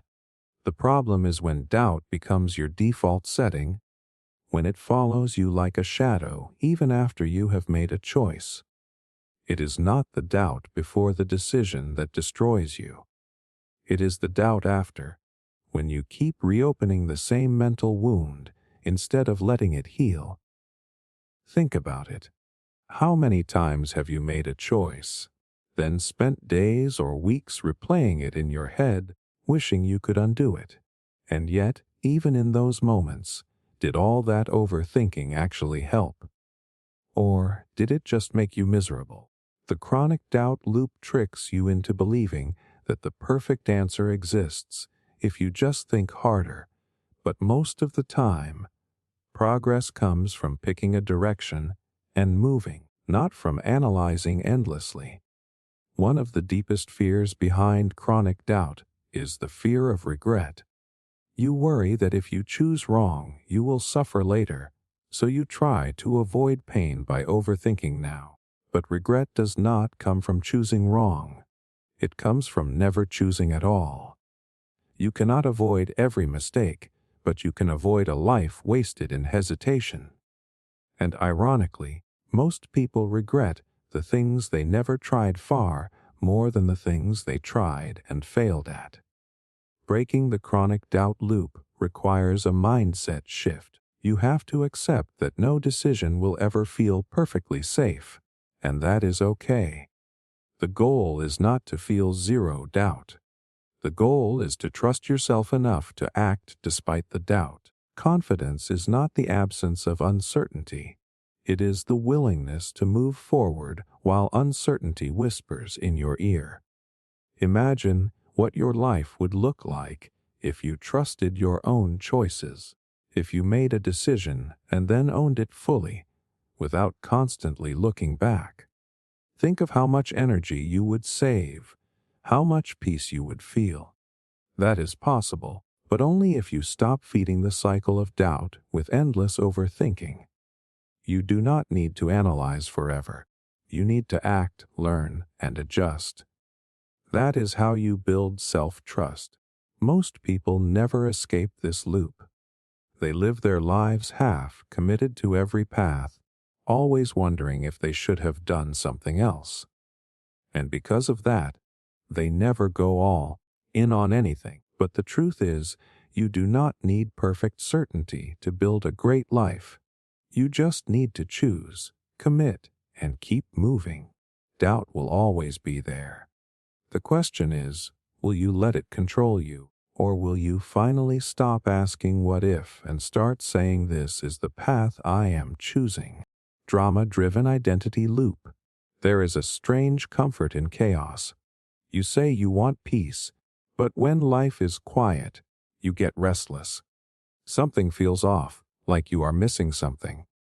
And then, almost without realizing it, you start stirring things up, creating problems that were never there, picking fights, chasing toxic situations, or making reckless choices just to feel something. This is the drama-driven identity loop. It is when part of you believes that life is only worth living if there is some kind of chaos to keep the fire burning. The reason this loop is so sneaky is because it does not feel like you are causing the drama. It feels like drama just finds you, like you are a magnet for crazy situations. But the hard truth is that if chaos keeps following you, there is a good chance you are subconsciously inviting it. Not because you are broken, but because drama is stimulating. It floods your brain with adrenaline and dopamine, and for a brief moment life feels electric again. Psychologists have studied this pattern, and the findings are clear. People who grow up in unstable or emotionally intense environments often learn to associate drama with normalcy. If your early life was filled with tension, conflict, or unpredictability, your nervous system gets wired to see calm as boring and excitement as danger mixed with reward. So, as an adult, when things are stable, your brain almost craves chaos because that feels familiar. Without even realizing it, you create it. Here is the shocker. Drama is a form of distraction. As long as you are dealing with chaos, you never have to face the quiet moments where the real questions show up. Who am I? What do I actually want? Am I happy with this version of my life? Those questions are terrifying because they require honesty and change.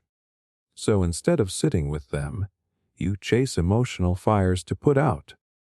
You create tension so you can feel alive, even if that aliveness is built on pain.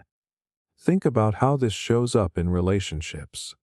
You might pick partners who are unpredictable or emotionally volatile because calm love feels too simple.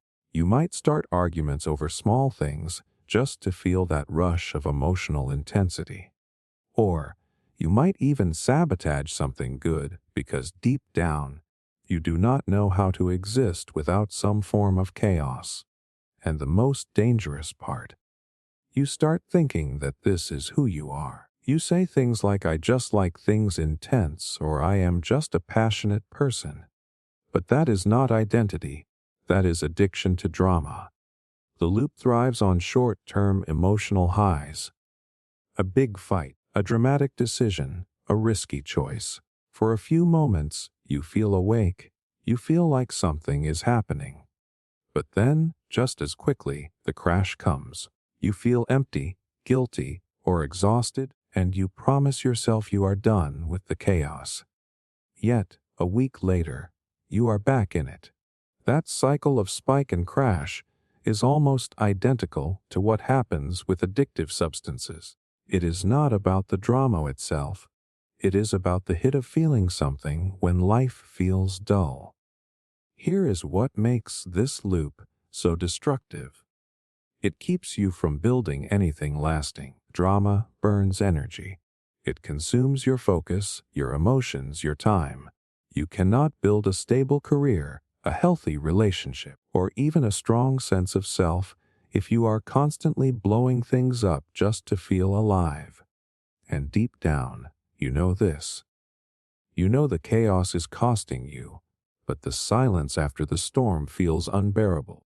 So you go right back to chasing the storm again. But there is a way out. It starts with realizing that excitement and drama are not the same thing. True excitement comes from growth, from pursuing things that matter, from creating meaning. Drama is the cheap substitute. It gives you the rush without the reward. When you start building a life that challenges and fulfills you, the craving for chaos begins to fade because you do not need emotional fires to feel alive anymore. Breaking the drama loop also means learning to sit with boredom. Most people do not realize how powerful boredom can be. It is the space where creativity and clarity are born. But if you have spent your life addicted to chaos, boredom feels like death. So the first step is to stop running from it. Let the stillness feel uncomfortable. Let yourself see the things you have been avoiding. That discomfort is not a sign you are missing out. It is a sign you are finally facing yourself. The people who escape this loop are not the ones who avoid all conflict. They are the ones who replace meaningless chaos with purposeful challenges. Instead of picking fights, they build something. Instead of chasing drama, they chase mastery. They create excitement by setting goals that stretch them instead of chasing emotional highs that break them. And that shift changes everything. Most people never escape this loop because drama feels easier than discipline, easier than facing the silence. But the truth is, life does not need to be chaotic to be exciting. You can find energy and meaning in creation, in connection, in growth. And once you taste that, the old cycle of chaos will feel cheap compared to the real fire of living with purpose. Self-help addiction loop. You have read all the books. You have watched hours of motivational videos. Your podcast queue is full of advice that promises to change your life. And yet, here you are, not much different than you were 6 months ago. That is the self-help addiction loop. It feels like you are growing, but in reality, you are only consuming. It is the illusion of progress, the feeling of motion without actually moving. This loop is sneaky because it tricks you into thinking you are doing the work. Every time you read another chapter or listen to another guru, you get a hit of inspiration.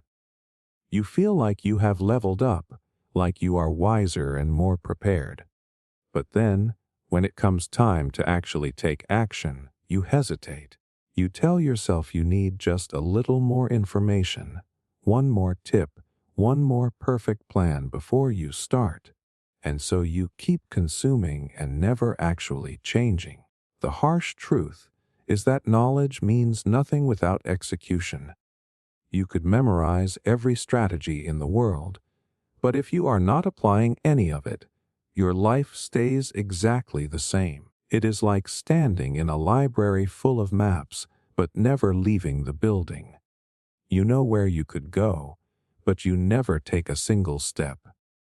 And yet, the brain rewards you for consuming. Studies show that learning releases dopamine, the same chemical that fires when you accomplish something. That is why reading about success feels almost as good as actually achieving it. Almost. The problem is that almost does not build your life. It is the difference between reading about lifting weights and actually lifting them. You can read 100 pages about fitness, but none of it will change your body until you get under the bar. The same goes for self-help. You can devour book after book, but until you act, Your life is just a collection of highlighted pages and empty promises. What makes this loop even more dangerous is how easy it is to rationalize. You tell yourself, I am preparing, I am learning, I am getting ready for the right moment. But deep down, you know what is really happening. You are hiding. Consuming self-help becomes a way of avoiding the discomfort of action. It feels safer to stay in the world of theory, where everything is clean and inspiring, than to step into the mess of real life where you might fail. Think about it. How many times have you read a powerful book, underlined all the best quotes, felt fired up, and then gone right back to your old habits the next day? It is not because the book was wrong. It is because information without action dies in your mind. You cannot think your way into a new life. You have to live your way into it. The self-help industry thrives on this loop. It keeps feeding you the next big secret, the next revolutionary method, the next step-by-step system. And while some of that information is useful, the truth is that none of it matters if you do not pick something and commit to it.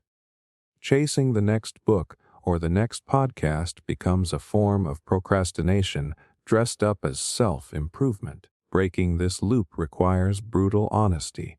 You have to ask yourself, am I using this knowledge, or am I just collecting it? If you cannot name the actions you have taken in the last week that came directly from what you learned, then you are stuck in consumption mode. And no, thinking about it does not count. Highlighting a paragraph does not count. Watching another video about morning routines does not count. Only doing the thing counts. You do not need another book. You need to apply the last one you read. You do not need to listen to another motivational speech. You need to take one uncomfortable step right now. The irony is that action teaches you more than any self-help material ever will. Failure in the real world will teach you in one day what 10 books could not. But you will never know that if you keep hiding behind endless preparation. There is a saying that if knowledge alone were enough, we would all be billionaires with perfect abs. And it is true. We live in a world overflowing with information. You can learn anything, anytime, for free. The problem is not access to knowledge. The problem is a lack of courage to start before you feel ready. And that is the real trap of the self-help addiction loop. It convinces you that you are not ready yet, that you need just a little more wisdom before you begin. But the only thing that makes you ready is doing the work. Imagine if you took just one idea from all the books and podcasts you have consumed and actually lived it for the next 30 days. Not thinking about it, not talking about it, but living it. How different would your life be? That is the difference between people who grow and people who stay stuck. It is not who knows the most. It is who dares to act on what they already know. Most people never break out of this loop. They spend their whole lives chasing the next secret, hoping the next video or book will finally unlock the magic formula. But the truth is, you already have enough information to start. You have had enough for years. The question is, when will you stop consuming and start becoming?